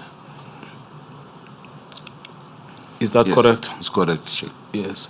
And that he said no one in KwaZulu-Natal will touch a case involving this unit. Correct, Chief. Yes. Now, I want to link then this issue to why there were no prosecutions emanating from this case, because these dockets on the evidence we've had were in fact sent to the NPA and it declined to prosecute all of them. The NPA in KwaZulu-Natal. So that might confirm what the advocate actually relates to me, if that is the case. Yes.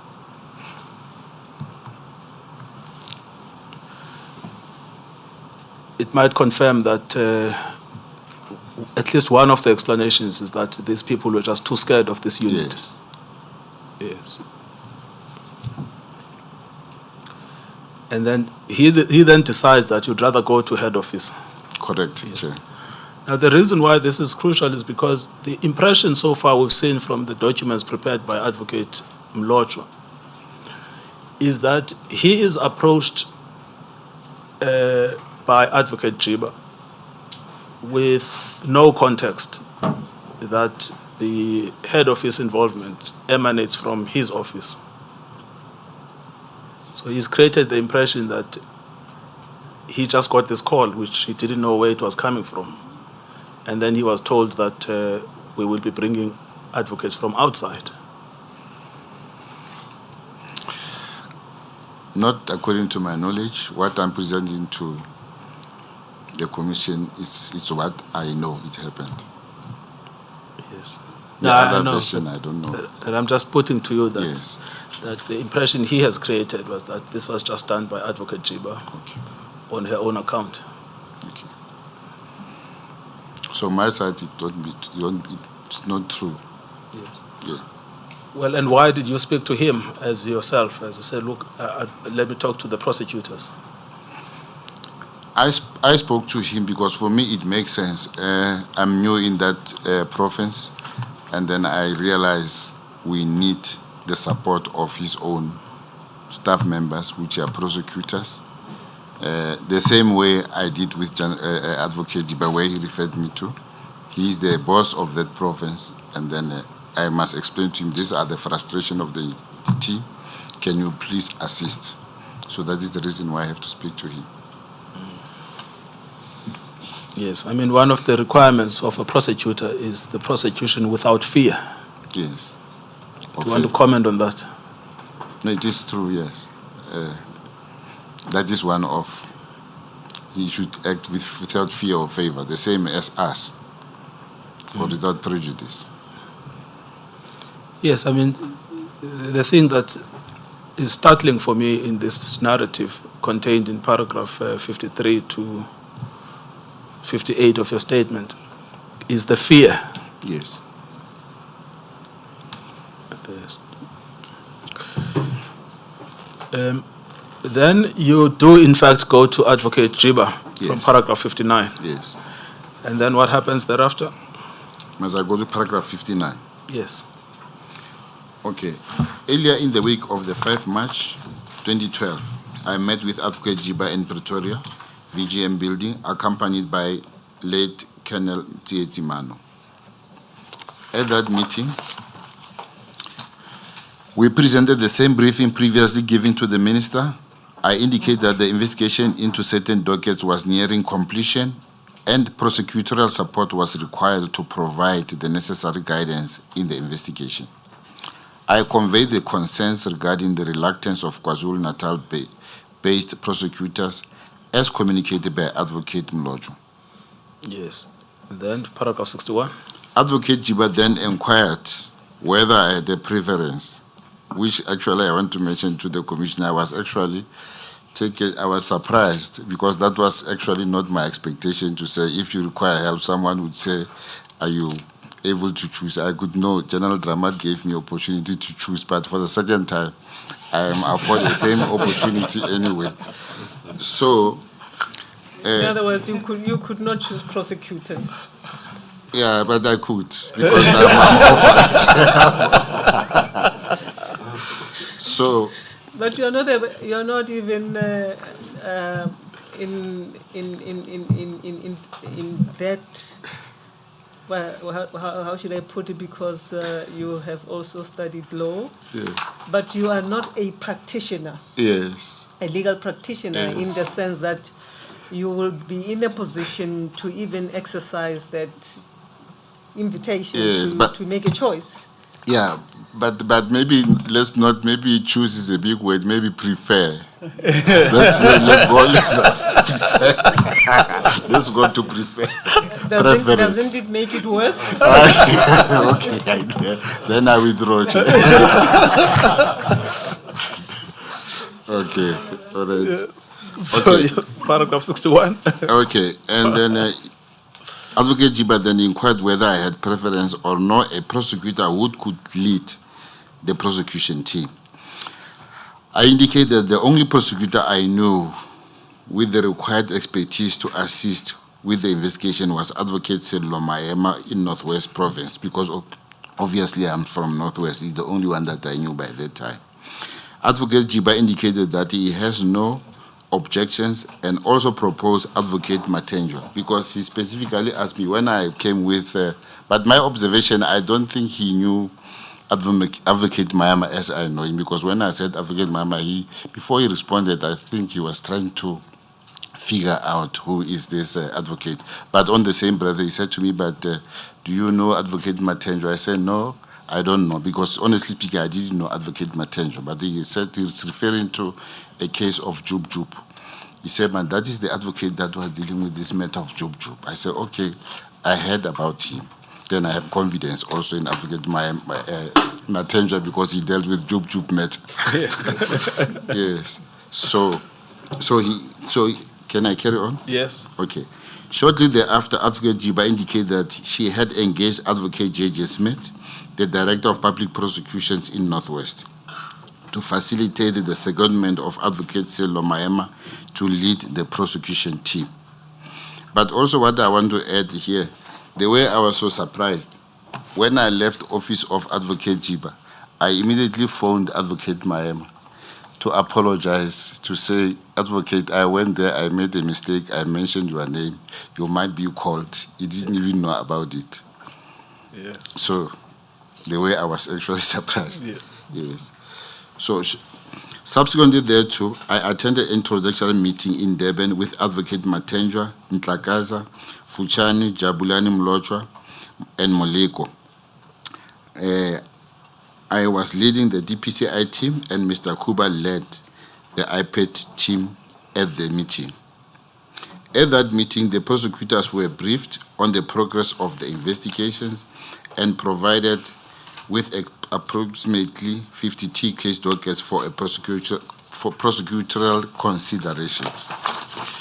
This Advocate Jabulani Mlochwa is not Advocate Simpio Mlochwa that you met. No. Who said that, expressed the fear that the Katomena unit was considered dangerous by the prosecutors in KZN. No, it's not the same. It's not the same. No, it's not the same.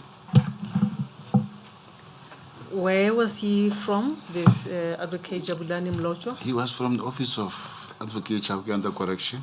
Yeah, from Gauteng DPP. From Southern Gauteng. Yes. South. Gauteng South. Yes, thank you. Thank you.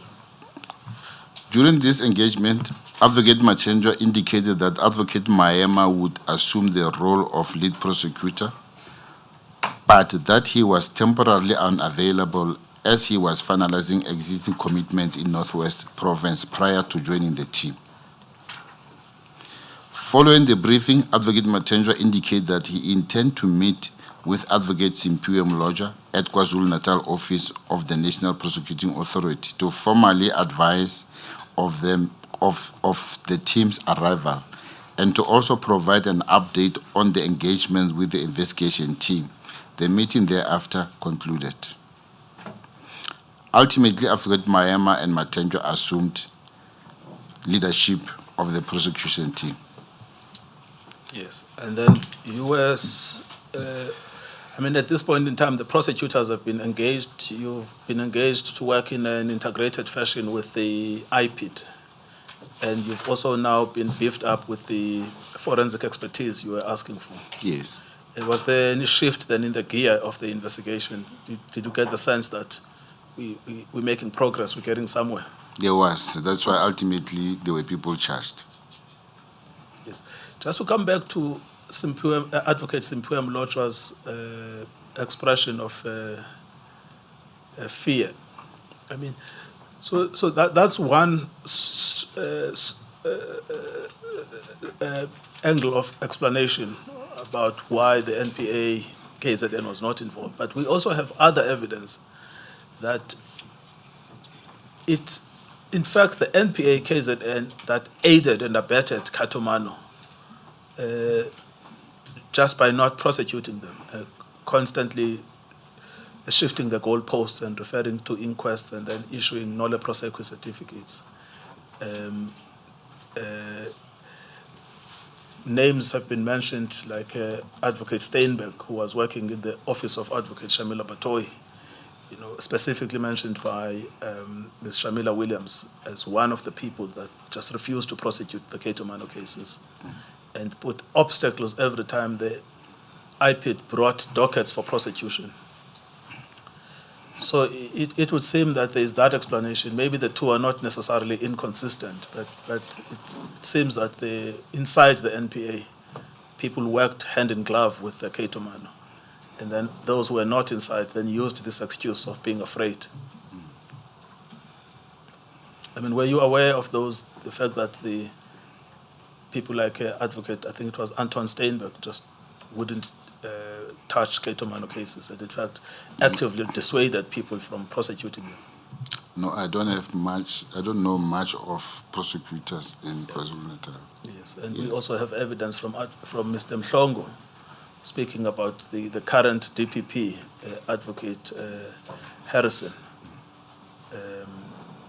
who actually worked with one of the police officers in a case to prosecute Mr. Mhlongo, and was accused of making a false insertion on an affidavit. She is the one who ultimately withdrew all of the cases against the Katomano police officers. Okay. Yes. I take note, but I can't comment on that. Yes. No, I put both of those explanations to you because you've mentioned this issue of the fear of Advocate Mloja. Yes, thank you. Now, at this point in time, Advocate Chauke is not yet involved. Or at least you don't know about his involvement. No, I don't know about his involvement that time. Yes, the two prosecutors that are in charge of the prosecution. Advocate Mayema and Advocate Matenjwa. Advocate Matenjwa. Yes. You mentioned Advocate Chauke at paragraph 70. Paragraph 70. Yes, of your statement. Yes. Can I read? Yes, please. Okay. We did not interact with Advocate Chauke. We only met him during the first appearance of the accused persons in the regional court in Durban. Yes, now. So he was just there attending? Yes. Yes, but not playing any role that you could see? No, because I remember that the person who was even opposing bail, it was Advocate Matenjwa. Yes. Yes. And then from paragraph 71, you deal with the subsequent developments after the appearance in the regional court. So that appearance, we know it was in June 2012. think, yes, I think sometime around the 19th or 20th of June 2012. Yes. But that was before a decision was made to authorize racketeering charges, which only came on the 17th of August 2012. Yes. Yes, carry on. You say after that they were charged? As I was 71. Yes. Following the conclusion of the investigation phase, Major General Boysen and members of the Cattlemen Organized Crime Unit were arrested and formally charged. The matter was subsequently transferred to High Court, Durban, where it was at the time, pending the postponed to 4 October 2019. I came to learn that the charges were withdrawn by Advocate Chamila Batwe in her capacity as the National Director of Public Prosecution. That 2019 must be wrong, because that postponement would have been 2019. Is that correct? Let me ask you. I'm not, yeah. I thought it's correct. Maybe I just have to go to the notes. All right. I suppose they're talking about the postponement after Advocate Sean Abrahams, because at the time, this was still under Advocate Jiba. 2019, no. No, I'm saying this postponement could only be the postponement during the time of Advocate Sean Abrahams, because Advocate Batoy assumed office in February 2019. 2019, yeah. Maybe I might be confusing. Yes. Yeah, I might be confusing both of them. I mean, nothing turns on it, but you may proceed. Okay. In January 2015, I was removed from my position as a provincial head of Directorate for Priority Crime Investigation in Northwest by Major General Nkabinde and transferred to SAP as Detective Service. Notwithstanding this, I remained involved in the investigation. I expressly requested to be excused from further involvement on the basis that the matter fell within the mandate of DPCI, and that request was refused. Following the appointment of Lieutenant General Libya as a national head of DPCI 2018, I again requested to be released from any involvement in the Cattlemen investigations. That request was likewise refused. A copy of correspondence reflecting this request and refusal is attached as Annexure NJM6. I ultimately retired from SAPS as a Deputy Provincial Commissioner Crime Detection on the 31st December 2019. That's where I excused myself. So if you look at 7A13. 7A13. 7A13. This is a letter from, I think, at the time, the head of the Hawks, General Libya, yes, saying that you're not going to be excused until the matter is finalized. Yes. Yes. And that's in 2018. Yes. Yes. Correct. And then you got yourself excused by retirement. Yes. Yes. All right. General, given the fact that you were involved right from the time when, after the publication in the newspapers in 2011, yes, was the refusal, not in hindsight, was the refusal not a fair one or a reasonable one? It might be fair, it might not have been fair. Reasonable? As someone who has been involved right from the start? Yeah, it would have been reasonable, but the only problem is now I had a workload that would have actually prevented me to focus into this matter. But also, Chair, for me, the investigation was actually basically finalized. There was not much of me actually to input into the matter. In 2019? When I requested to be excused. Was that in 2019 or a little bit earlier? It was a little bit earlier. Earlier. 2015. Yeah, 2015, yes. Almost. It was issues of people going to court, finalizing, it was, yeah, so.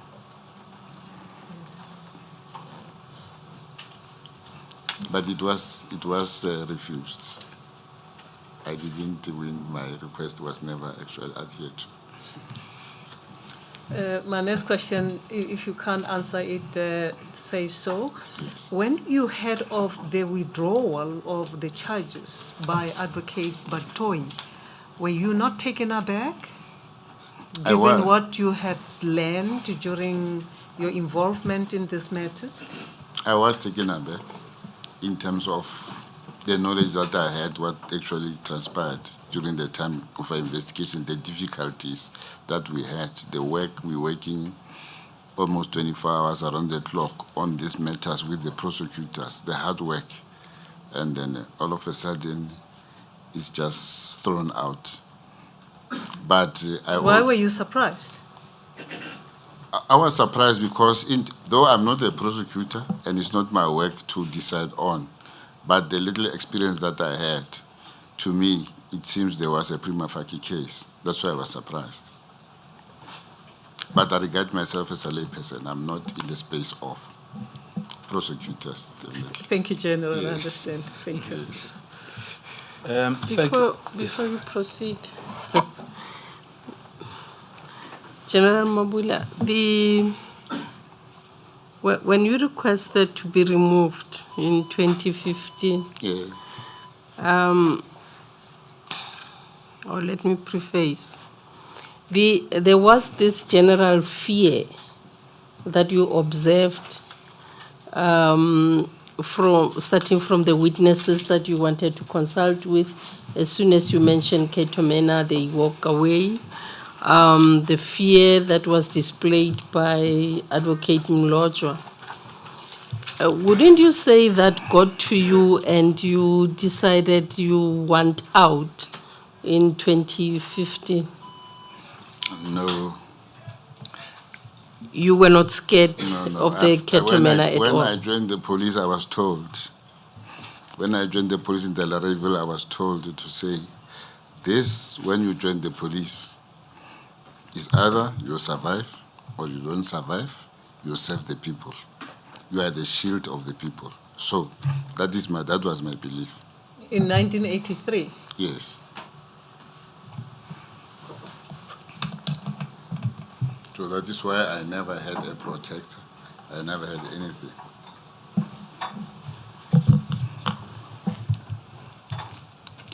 Thank you. Thank you, Madam Chair.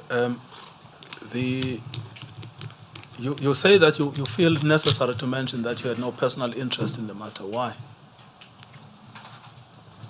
In paragraph 74.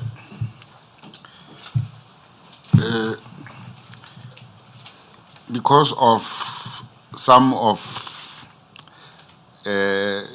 rumors that came, for example, I appeared before the Zondo Commission, Yes. partly because of the same.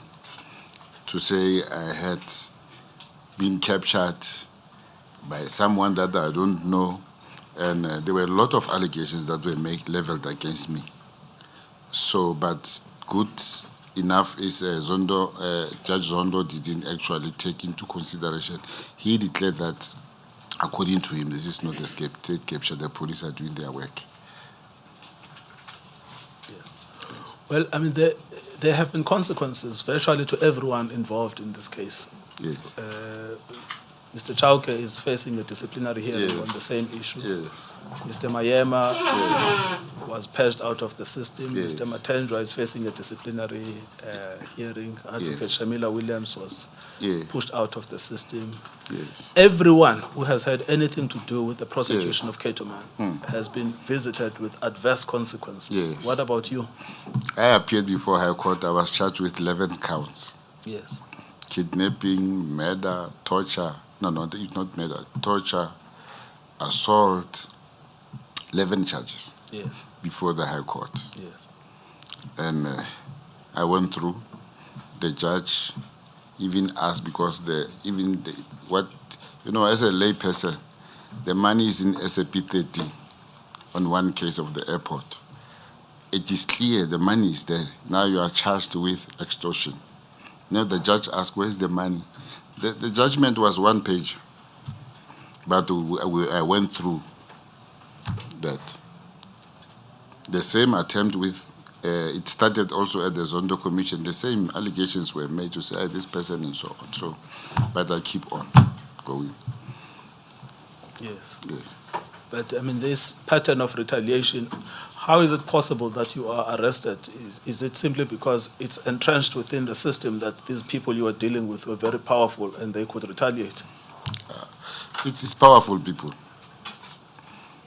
It's powerful people because I can say many times my name was flung all over the news. You link with the same as Advocate Chauke sitting here, the same as Advocate Mahema, because of, and they always refer to the same case. Those are the people who did this. It's always the case. But because we have got this thin skin and we are actually loyal servant to the state, it didn't actually deter us. Up until we have to appear before the judge on 11 count of charges now. You know, it's not very easy to appear before the judge. It's very difficult. I've experienced that. Well, there's a judge here. It's not easy. Well, are you finding it easy to appear before me now that I announced that... No, but now I know I cannot be sentenced to somewhere.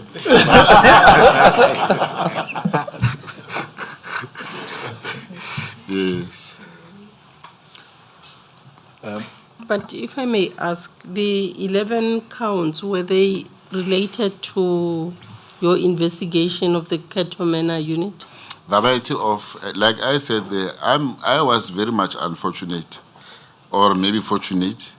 All the complex cases that actually has a bearing to high-profile people will always be directed to me. I don't know what would have been the reason, but it's a concoction of, it's not only one case. And end of the day, all the people that are investigated, somewhere along the line, they became very close to one another. So I would say this is not, the High Court matter is not also not separated from this one. Probably because of your experience as a senior police officer, not so? I might not judge myself a chairperson. I don't know whether I'm doing the correct things, but what I know, I'll do everything to my best of ability. Yes. And this case brought against you, you say is a concoction. What did the judge think about it? No, judge was very. The judgment is he was saying this thing. He actually agreed to say he's surprised why people are being charged 11 counts, kidnapping, and kidnapping. He even said the people that are kidnapped, they appear before the regional court magistrate. Bail were opposed, and then some of them they got bail. But whether the kidnapping comes in, it was. But nevertheless, But I mean, the judge acquitted you he did. in a judgment that was not more than a page. Not more than 1 page. Yes, Yes, 1 page. yes, exactly. Which I was certainly not a judge involved in that matter. Oh, no. which shows how baseless the whole thing was against you. Yes. Yes, which is why you're saying ultimately the source of the problem was Ketomana. Yes. Yes, It's one of those. because you touched the untouchables. Exactly. Yes. Thank you very much. Do you have anything else? I think we've finished virtually what you are saying. Paragraph 75, 76, 77, 78, 79. You say you've made the statement voluntarily and in good faith. Correct, Chair. You confirm that. I confirm, Chair. Yes. Oh, yes. Your statement is not dated. When did you sign it? I signed it yesterday as well. Which is the 30th of March, 2026. Yes, sorry. Thank you, Madam Chair.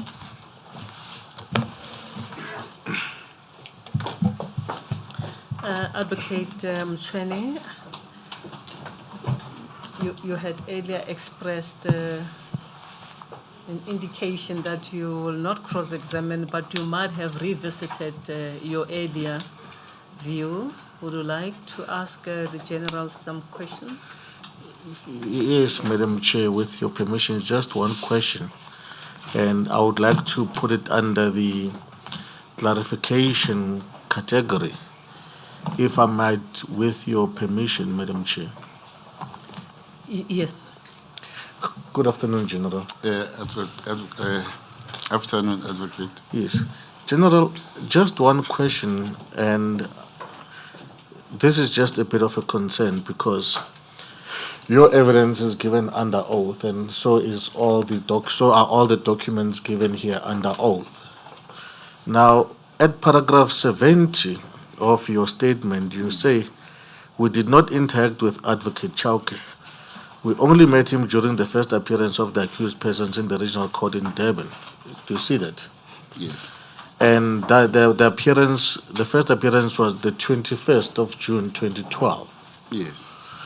Now, what is of a bit of concern to me, I'm not sure whether would you have that document. There is a statement by Advocate Chauke Yes. wherein he gave his evidence before this commission, which I just want to compare with what you say. I'm not sure whether you have Advocate Chauke's statement, Madam Chair.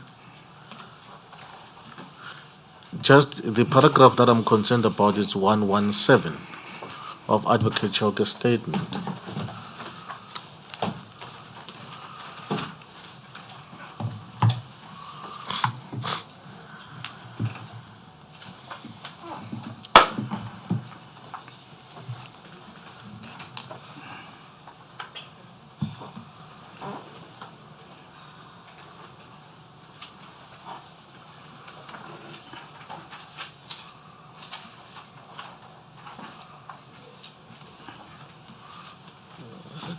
Does the panel have it, Madam Chair?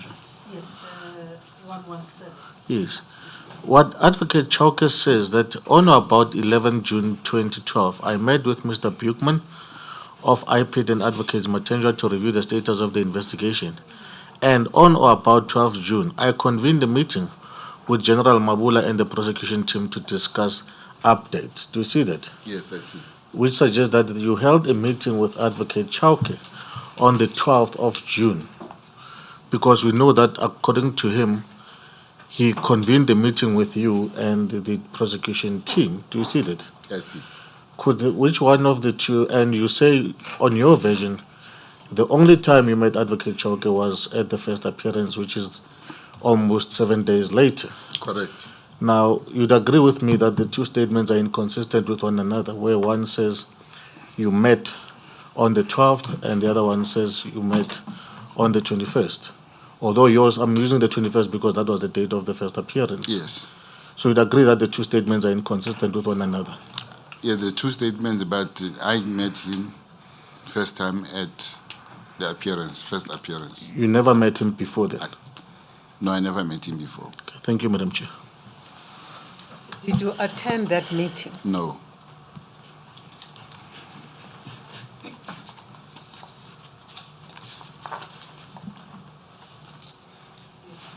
No further questions, Madam Chair.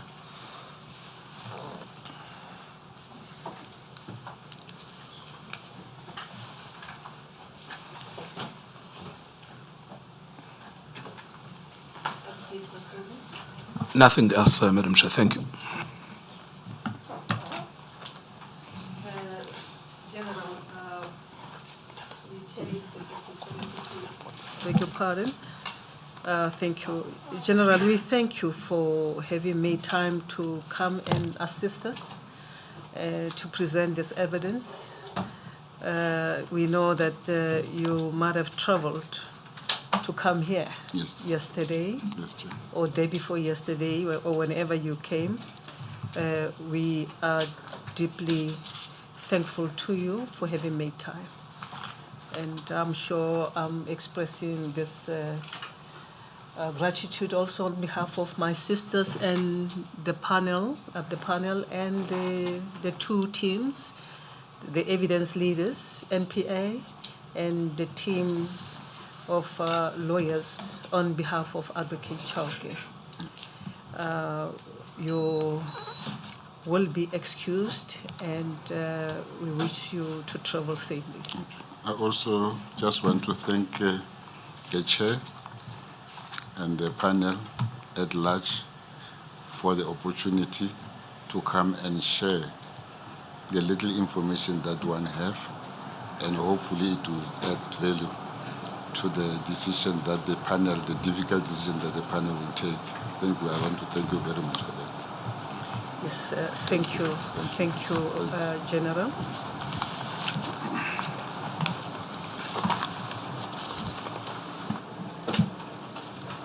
Housekeeping matters. Advocate Nkabinde. Madam Chair, I will provisionally close Mr. Chauke's case, and if necessary, in due course, I will reapply to reopen it. But for now, the case is closed.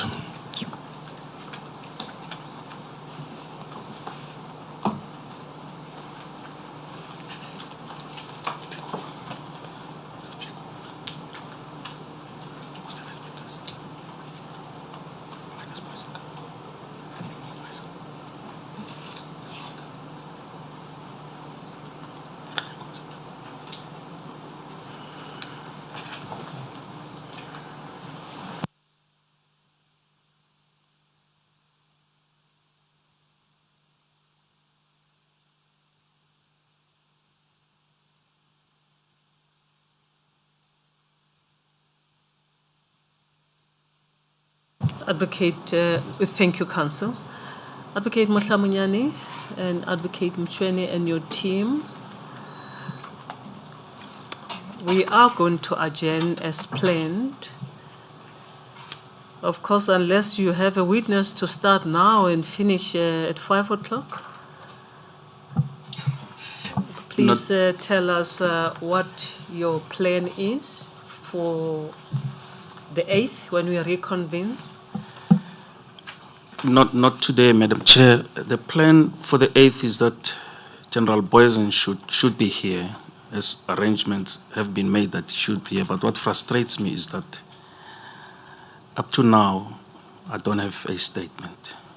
And I requested and made so many requests. Please speak louder, I can't hear you. I'm saying up to now, I don't have a statement. And as I indicated last week, it's beyond me.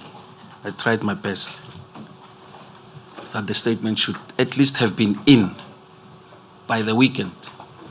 It wasn't, and it isn't up to now. But I've made arrangements with Advocate Setati on his security detail, because he requested that. And his counsel wrote a letter and assured us that he will be starting on Tuesday, the 8th of April 2026. Is that not the Wednesday? It's a Wednesday, sorry. Yes, Wednesday. My apologies.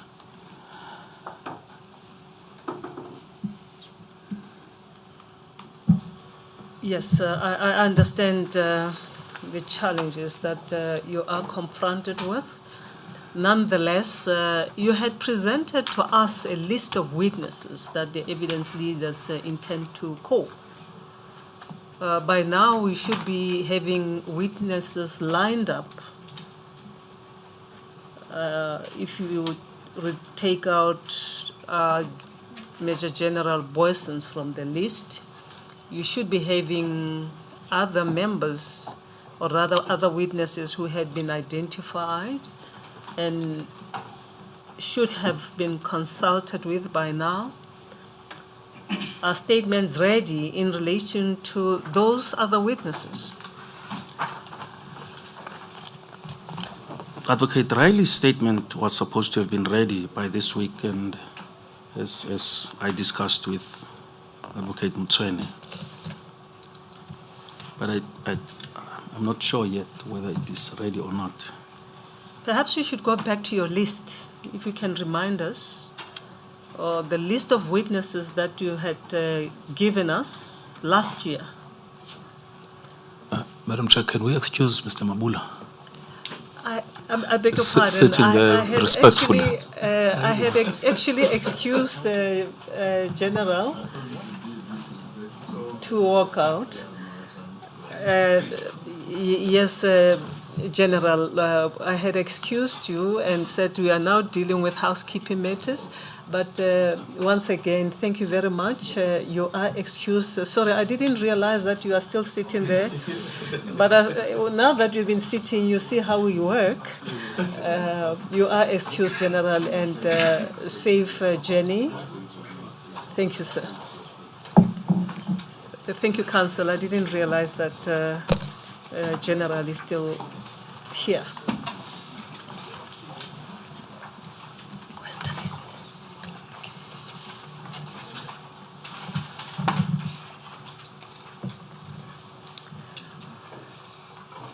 As the General is preparing to walk out, we can proceed. Do you remember the list of witnesses that you presented to us last year?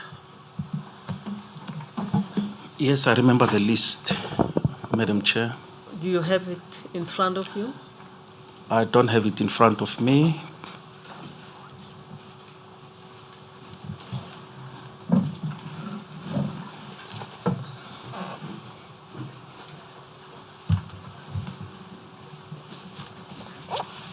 Perhaps we should do tick boxes now that we know that some of these witnesses that you had identified have, for instance, Advocate Miponenoko had now testified. In the list that you presented to us,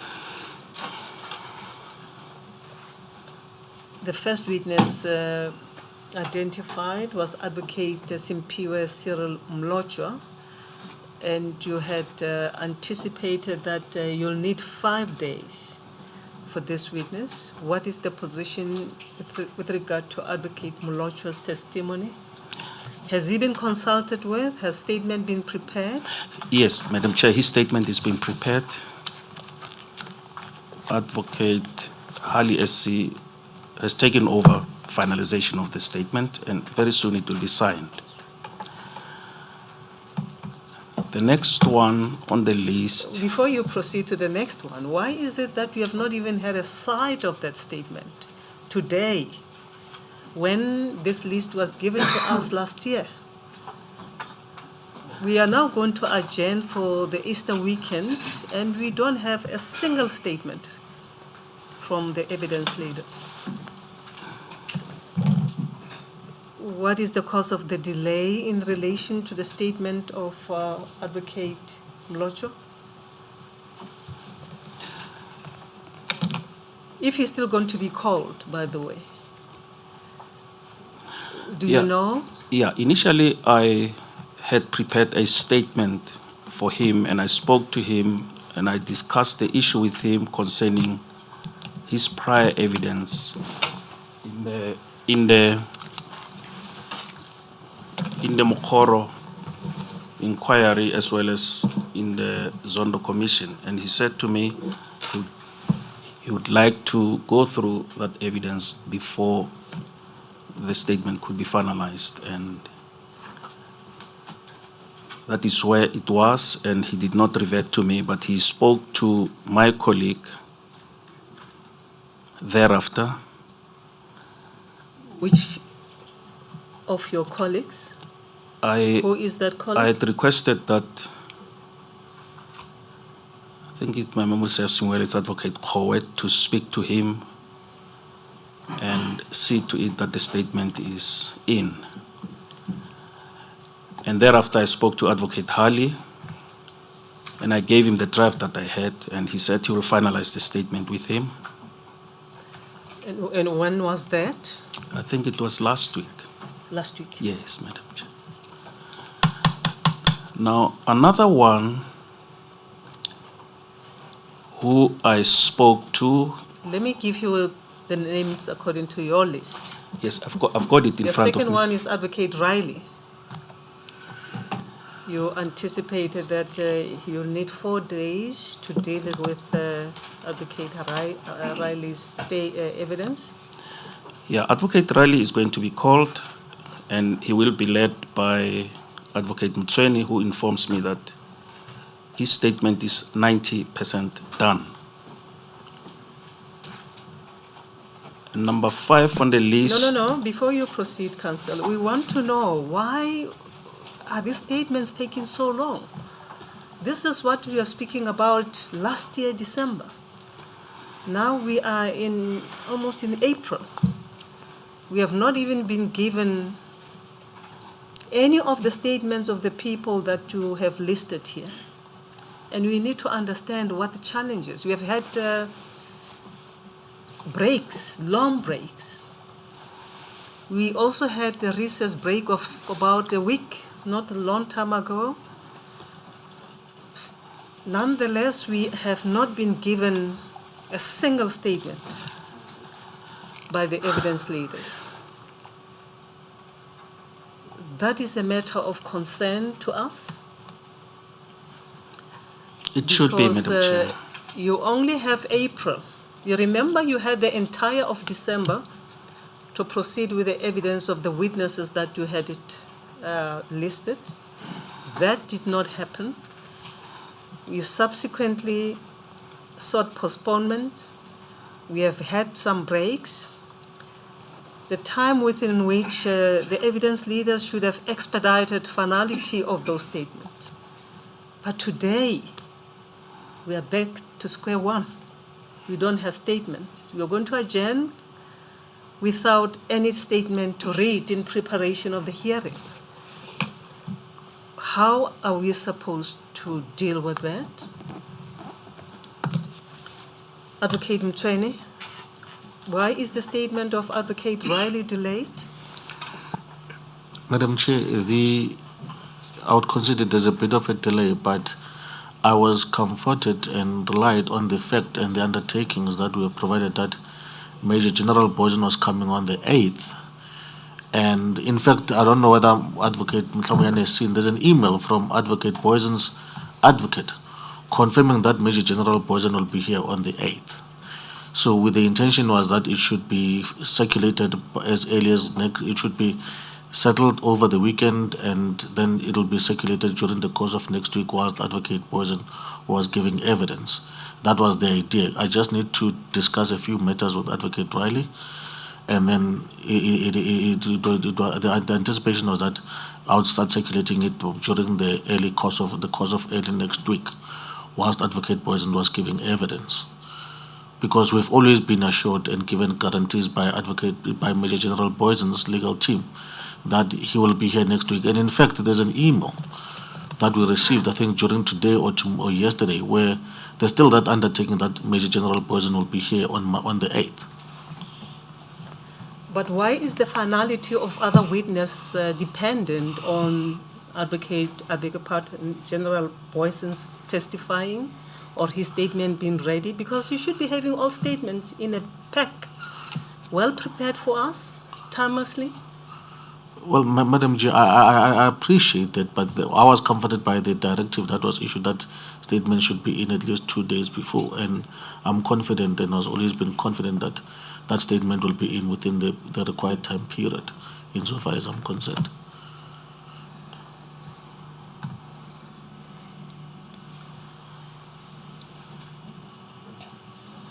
Perhaps you can read the third witness, because this computer is... to go there. Who is the third witness? The third on the list was Advocate Mipone Noko. She's already testified. The fourth on the list is General John Boysen. The fifth on the list. Before you go to the fifth, Major General Boysen's mention was made that his statement is very long.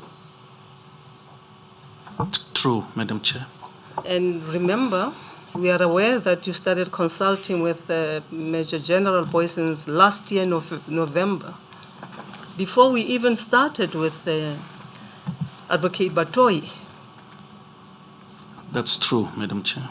And today, we don't have a statement of Major General Boysen. Are you going to prepare a summary of that statement for us, of the issues that you seek to focus on, at least in relation to the terms of reference? because the terms of reference should guide all of us. You can have a statement of 10,000 pages, but we have to focus on what is relevant for the purpose of this inquiry. When are we going to know when the statement will be finally filed, Advocate Mhlamunyane? Because we are going to leave Gauteng, some of us. We may not even have access to connection wherever we will be. That poses a challenge. I agree and I appreciate that, Madam Chair. If we don't receive a statement from Johan Boysen, I cannot prepare a statement. His evidence will be left out. I cannot prepare a statement because I was told right on my face that the attorneys, his lawyers will prepare a statement, and after I had begun with a draft, which draft I also indicated to the Chauke team that I'm busy with the draft, but after that, they took over. And I spoke to General Boysen, and I asked him, he said, yes, I've given instructions to my lawyers. So I backed off and sat back and waited for them to give me a statement. So I'm not going to prepare a statement if I don't receive a statement from them. Yes, I understand that. He is your witness, and if he's not ready to come, you'll let us know. I'll let you know, Madam Chair. Thank you. Thank you. And Advocate Chris McAdam. I spoke to Advocate Chris McAdam in a telephone conversation a month or so or two ago. And then we made an arrangement that we'll talk on another arranged day. When I spoke to him on that day, he said to me, he was told by Dr. Broughton that before he speaks to me, he must first speak to Advocate Karen van Rensburg. I said, Chris, do that, I'll wait for you. He did not revert to me until a few weeks ago.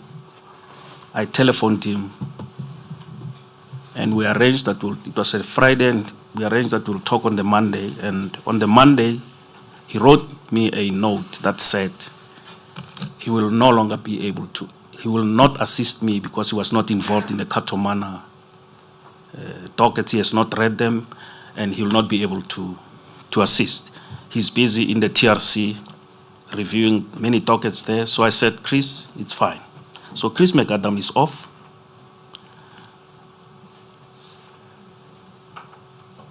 And Ms. Karen van Rensburg is the advocate in the NPA. That's correct, Madam Chair. General N. Mkwanazi. I have a draft of General Mkwanazi's statement, and for the past few weeks, he has been busy. The last time when I contacted his staff officer, he said to me, he will not be able, he's not available. He's going to Parliament, to the ad hoc committee. And up to now, he has not reverted to me. Officer Makubo. I consulted with Officer Makubo and finalized his statement. And Officer Makubo referred me to an advocate with whom he was working. I can mention in passing that Officer Makubo was identified to us by Miss Mary Dihas. I took it from there. Now, when I consulted with the advocate who Makubo referred me to, it came out that we are not going to proceed with this matter. I also prepared the statement of the advocate, who was in the office of Advocate Chauke. And we were warned that to stay away from this, because if you proceed with the second docket in the Senzo Meyiwa case, your name is death. So leave this thing. Don't proceed.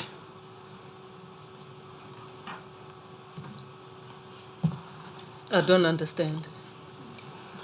Officer Makubo was assigned to investigate the Senzo Meiwa murder. According to him, he and another officer, Officer Joyce, was a captain then, were summoned by the then Minister of Police to Cape Town, and were assigned. There were 4. They were assigned to deal with the Senzo Meiwa case because apparently the minister was not happy that the investigations were bearing any fruit. But how do we get to the Senzo Meiwa matter? We are talking about this witness testifying here. But are you ready with his statement? Officer Makubo's statement? Warrant Officer Makubo's statement? Yes. No, I'm not going to call him. Thank you. Colonel Rolofsa?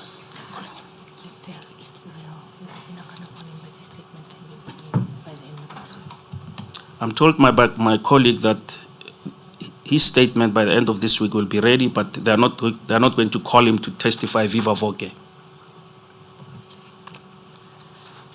It is not for them to decide. We will determine whether it will be appropriate for the witness to appear before us as a panel or not. You have to make an indication, maybe make a request to us. Counsel, is that you, Advocate Mayet SC? Indeed, and I just to inform the panel, Colonel Rulo, sir, we have consulted with him. His statement is ready. He, however, doesn't speak to 3.1. It is just background history about the investigation, but we will make the appropriate application to the panel. Application to request that he should not give oral testimony? Indeed. Not even virtually? In the event that the panel requires, it goes to 3.1.2. So it does depend on the extension of the amendment. But we don't know. It may well be that we have other questions outside of 3.1.2 of the terms of reference. Indeed, Judge. The statement will be ready, both of them, as well as number 9, Advocate Van Zyl. Both statements will be ready by the end of this week. Would you please explain the delay? Why only at the end of this week? Judge, this is my 3rd week on this panel. So it has taken, I have consulted with both witnesses. The statements are 90% prepared. They simply just have to be finalized by being sent to the witnesses to review. And Officer Brian Padayakshi? On the aspect on which we wanted to call him, he says he is unable and he will not be called. I consulted with him, and he said he will not be able to help us. So he's out.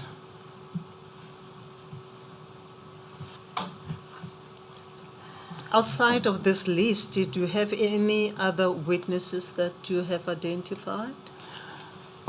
I may mention, Madam Chair, that there is an officer who was with the late Superintendent Konko inside the vehicle when they were ambushed and fired at. And I was made to believe that is an important witness, and he has to be called. He's Superintendent Kanyile, who has deposed to a statement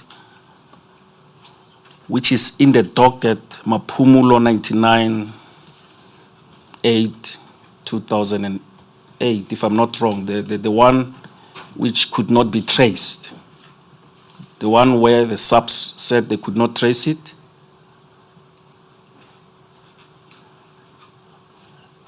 Now, we took steps to get Superintendent Kanyile's evidence before this tribunal. We wrote a letter through the state attorney. Perhaps you can just tell us whether this witness is ready, and if he's ready, where is his statement? Madam Chair, I'm getting to the point where I'm going to indicate to the panel that this witness has unfortunately passed on. Yes. And we're waiting for documents from subs in KwaZulu-Natal proving that he has passed on, among them the death certificate. Any other witness? I just wanted to put this across, Madam Chair. Yes, we understand. Any other witness? Before I proceed Outside to the another list? witness, Yes. can I put what I want to put across about Kanyile? You may. You may, Counsel. Kanyile Superintendent Kanyile has made a statement, and that statement is available. Now, we would approach this panel in terms of the provisions of the Civil Proceedings Evidence Act for leave from this panel to hand up the... I request that you do that at that time. We're just trying to do housekeeping on the availability of your next witnesses, Advocate Motlamunyane. Thank you, Madam Chair. That which you are planning to do will happen at the time when you do that. I thought I should put this across so that my learned colleagues should also know. I should not take them by surprise on the day on which I want to do that. You can discuss these matters amongst yourselves. Thank you, Madam Chair.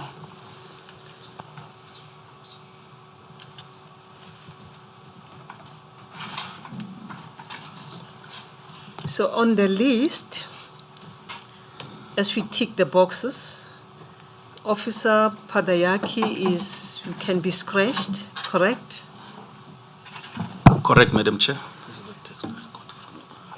And who is next?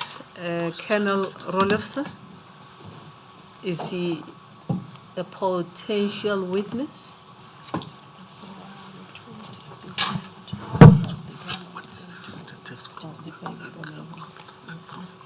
Yes, we can tick him to be available.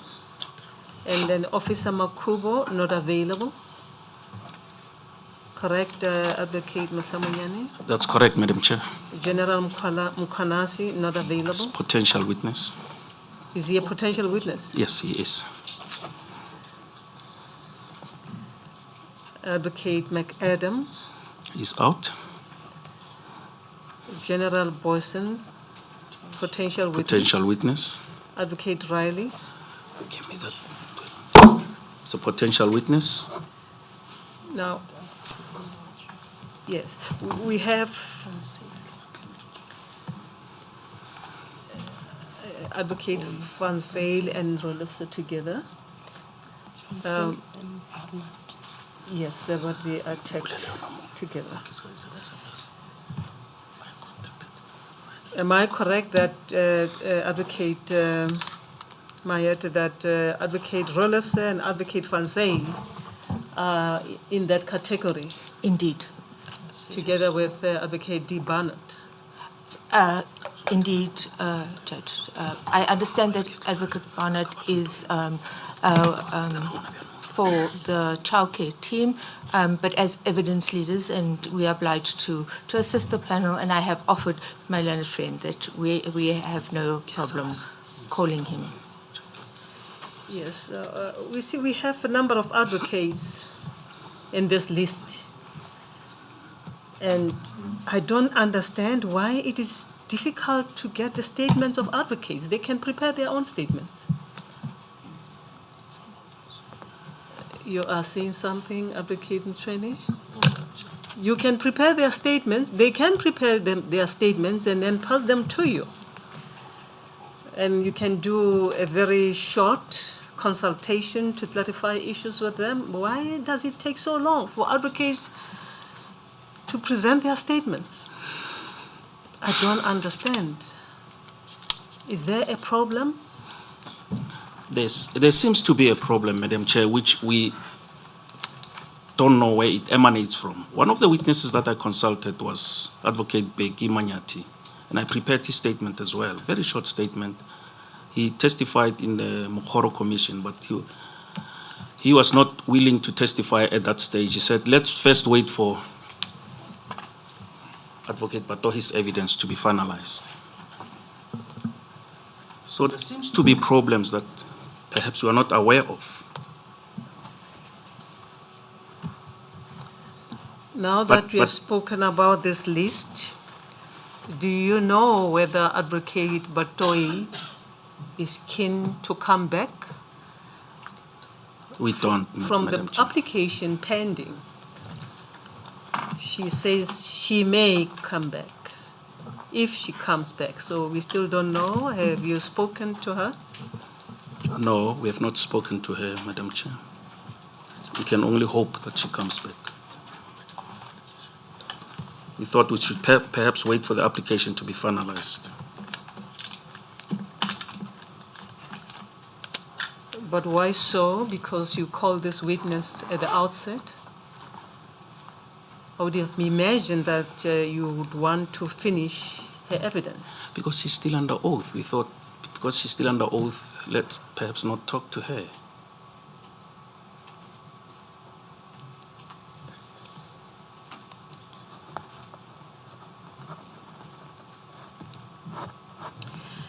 Yes, thank you.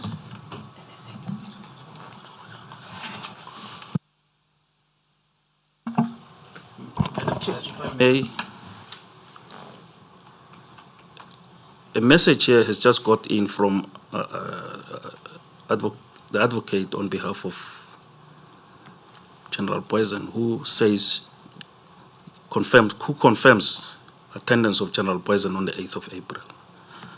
If it helps. What Confirms what? attendance of General Poison on the 8th of April. Does he say anything about his statement?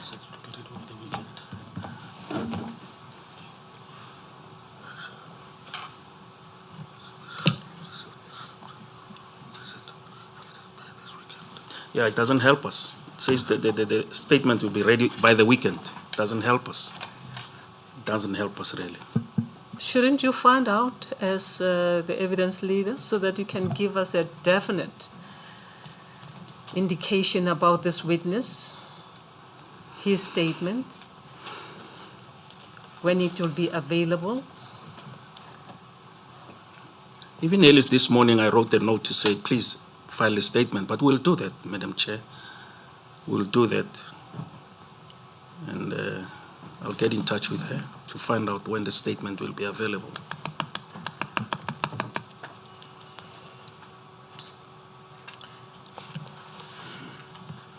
Do you have a plan as to whom you're going to call if Major General Boyson does not come, or even if he comes, his statement comes late? Because we will not start this hearing without having read his statement.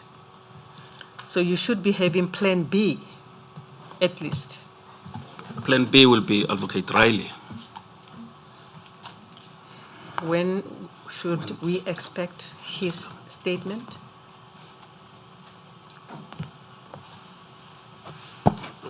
Madam Chair, if I might come in, given the exigency of the matter, we'll try and also have it circulated at the latest over the weekend. It's not a long statement like Major General Poison's, and we'll also make arrangements that if she can't fly up here, then that necessary arrangements be made that she testifies virtually from Cape Town. Who? Advocate Riley? Advocate Riley, yes. But if the statement is short, why can't we have it tomorrow? because I still need to send it to her for her inputs, but it mainly talks to the report. We'll do our best that at least by Friday, that it be filed by Friday. Or we'll just have to forfeit our trips to Moria and make sure that it's filed. Well, we have tomorrow and Thursday, so you can file that statement by Thursday, We'll do our which best. is a working day. Yes. Friday is not a working day. Nobody's going to pick up that statement online. So if you can file Advocate Riley's statement by Thursday before the end of business so that it can be picked up by the secretary, then we can be alerted We'll do so. wherever we will be. It will also help Advocate Chauke's team also to access that statement and make copies, whatever they would want to do. We'll do so, Madam Chair. We are therefore placing you on terms to file their statement by Thursday, Advocate Mchene, please. We'll do so, Madam Chair. The next statement will be that of, because I'm trying to assist you in lining up your witnesses. I believe it will be that of Van Zyl, Advocate Van Zyl, and Rulofse.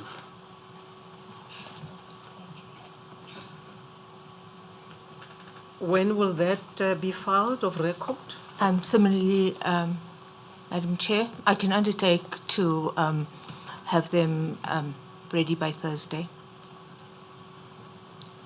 I do so provisionally. The statements are ready, but they need to be signed, Madam Chair, but I will undertake my level best. You can file them unsigned, and then you can file the signed one later, Thank you for the indulgence. so that you can have the statement. Thursday, As long as they're not going to be, the content is not going to be changed. indeed. Thank you, Chair. You will file those 3 statements. 2, Madam Chair.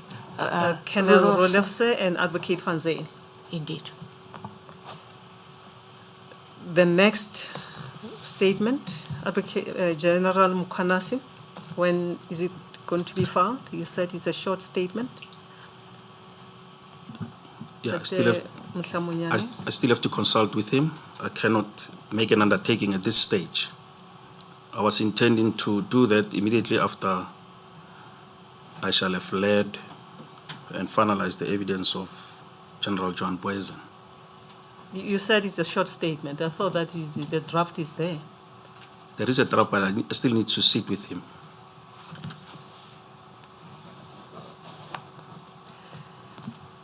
Can't you give us a tentative day when that statement will be filed? We're trying to get our house in order. It's difficult for me to say so because I still have to have General Mukwanasi available. He should be available for my purposes to finalize the statement. And for the past 2 weeks, he was not available. The next one in the list. It's Molocha. When will his Advocate statement Molocha. be ready? It can be ready within a week, next week, before the end of next week.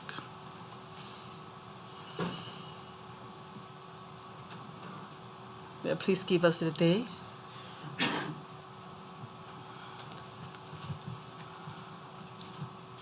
Or no, before the 10th, Friday the 10th.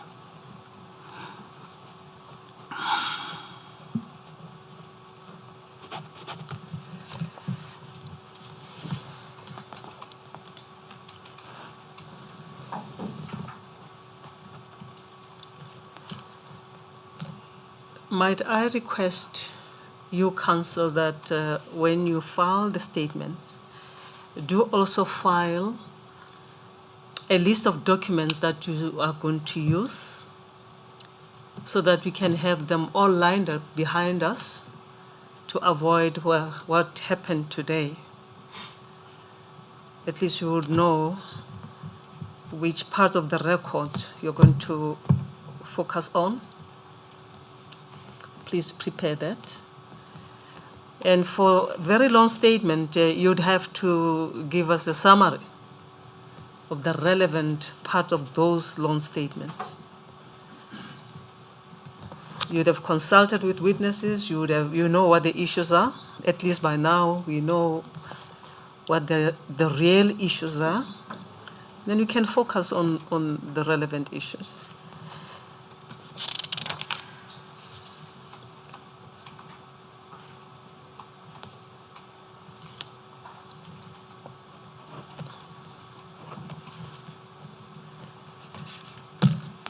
Should we therefore assume that on the 8th we'll start with either Major General Boyson or Advocate Riley? Indeed, Madam Chair. Advocate Mchweni is nodding. The recording machine won't see the nodding, but we accept, Council, that we will work on that basis.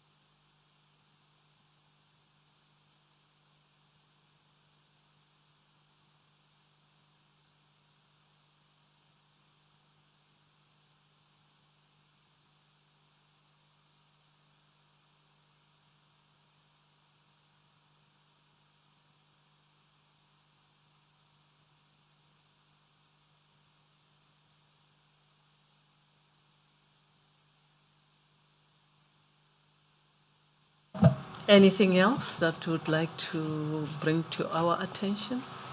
Advocate Goitobi? Madam Chair, the only thing to say, it looks like the clearest witness that will be here on the 8th is Advocate Riley. If we could ask for that statement to be circulated on Thursday, and perhaps for the panel to actually make an order that it should be circulated on Thursday. Thank you, Madam Chair.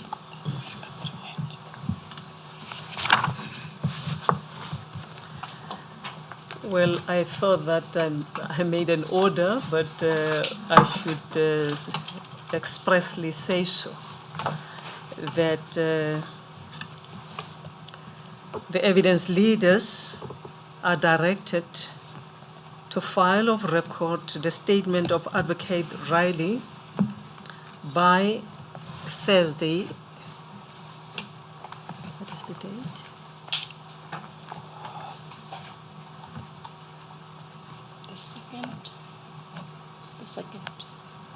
The second, this coming Thursday, before the end of business.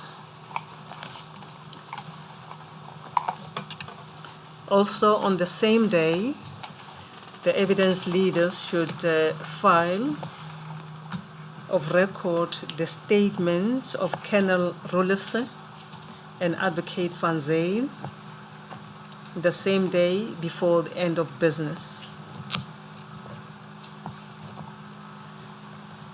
We so order. Thank you, Madam Chair. Does it please, Madam Chair?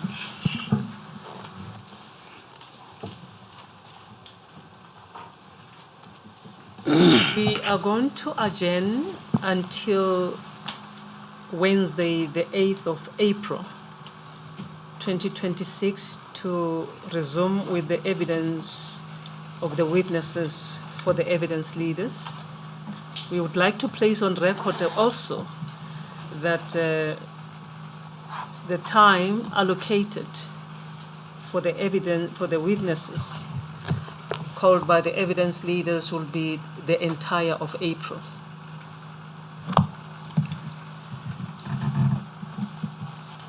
We are going to adjourn until the 8th of April 2026. We wish you a safe Easter weekend. Those who are traveling, travel safely, and best wishes. Thank you.